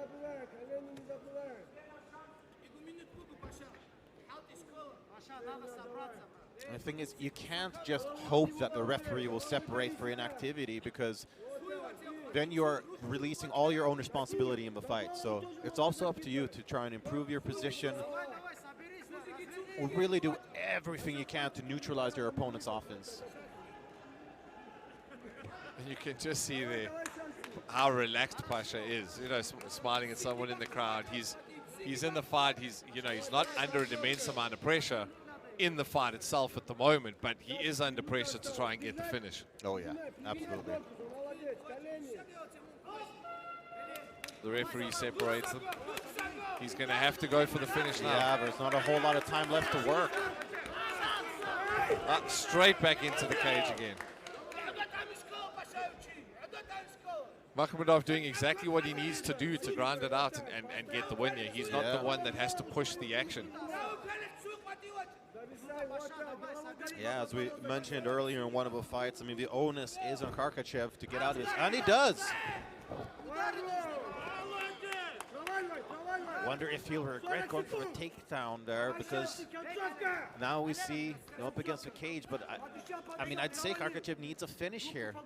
I agree. I think he needs to, try and separate, try and get the KO. Yeah, it might be a good idea just to like kind of try and push away and swing haymakers.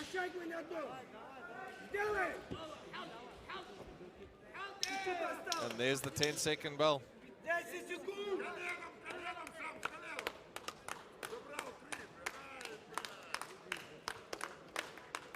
You can see before the horn there, Pasha just giving him the tap and saying, okay, brother, it's done now. Wow. Great respect shown by the two athletes. And I think again, did the fight yesterday take it out of him? Could he just not get going again because of, being pushed yesterday to 3 rounds and just, not necessarily gas tank, but just damage, cumulative damage that you can't see to the legs, to the ribs, to, all of these things. People go, oh, he looks fine, he passed a medical, but you don't know what that cumulative damage does. Can you just kick on and get going again, or does it last for 2 or 3 days where you just can't? Yeah, absolutely. Did he twist his ankle? Did he, And that's the problem with tournaments that happen over multiple days. All right, with the official decision, we'll hand over to our announcer, Mr. DNM.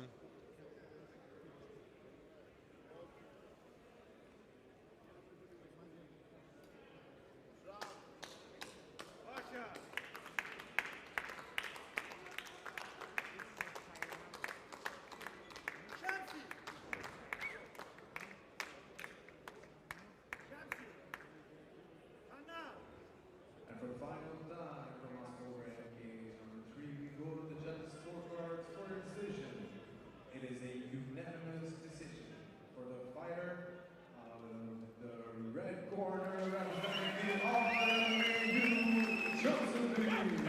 Makhmudov. Wow, and there you have it, Shamsuddin Makhmudov of the RMMAU with the upset over the 2-time champ, Pasha Kharkachev. Makhmudov advances to the finals, gets a shot at the gold. And so one guy left in the tournament that could become a 3-time champion, so that'll run into the final to see if that can happen. Great day of fights here. Absolutely. Close fights all the way through. I mean, there was no one-sided fights. One was really dominant, but the rest of them were tight all the way through. Great day of action, and it's been an absolute pleasure calling fights with you today. Thank you so much. Yeah, the pleasure is all mine. It has been a blast here, as it always is at the IMMAFs. And I guess with that said, this concludes our broadcast here of Cage 3 at the 2021 IMMAF World Championships from Abu Dhabi. I've been Sebastian Vettel Martinez, joined with Jason Van Schalswyk. Thank you very much, and we'll catch you tomorrow.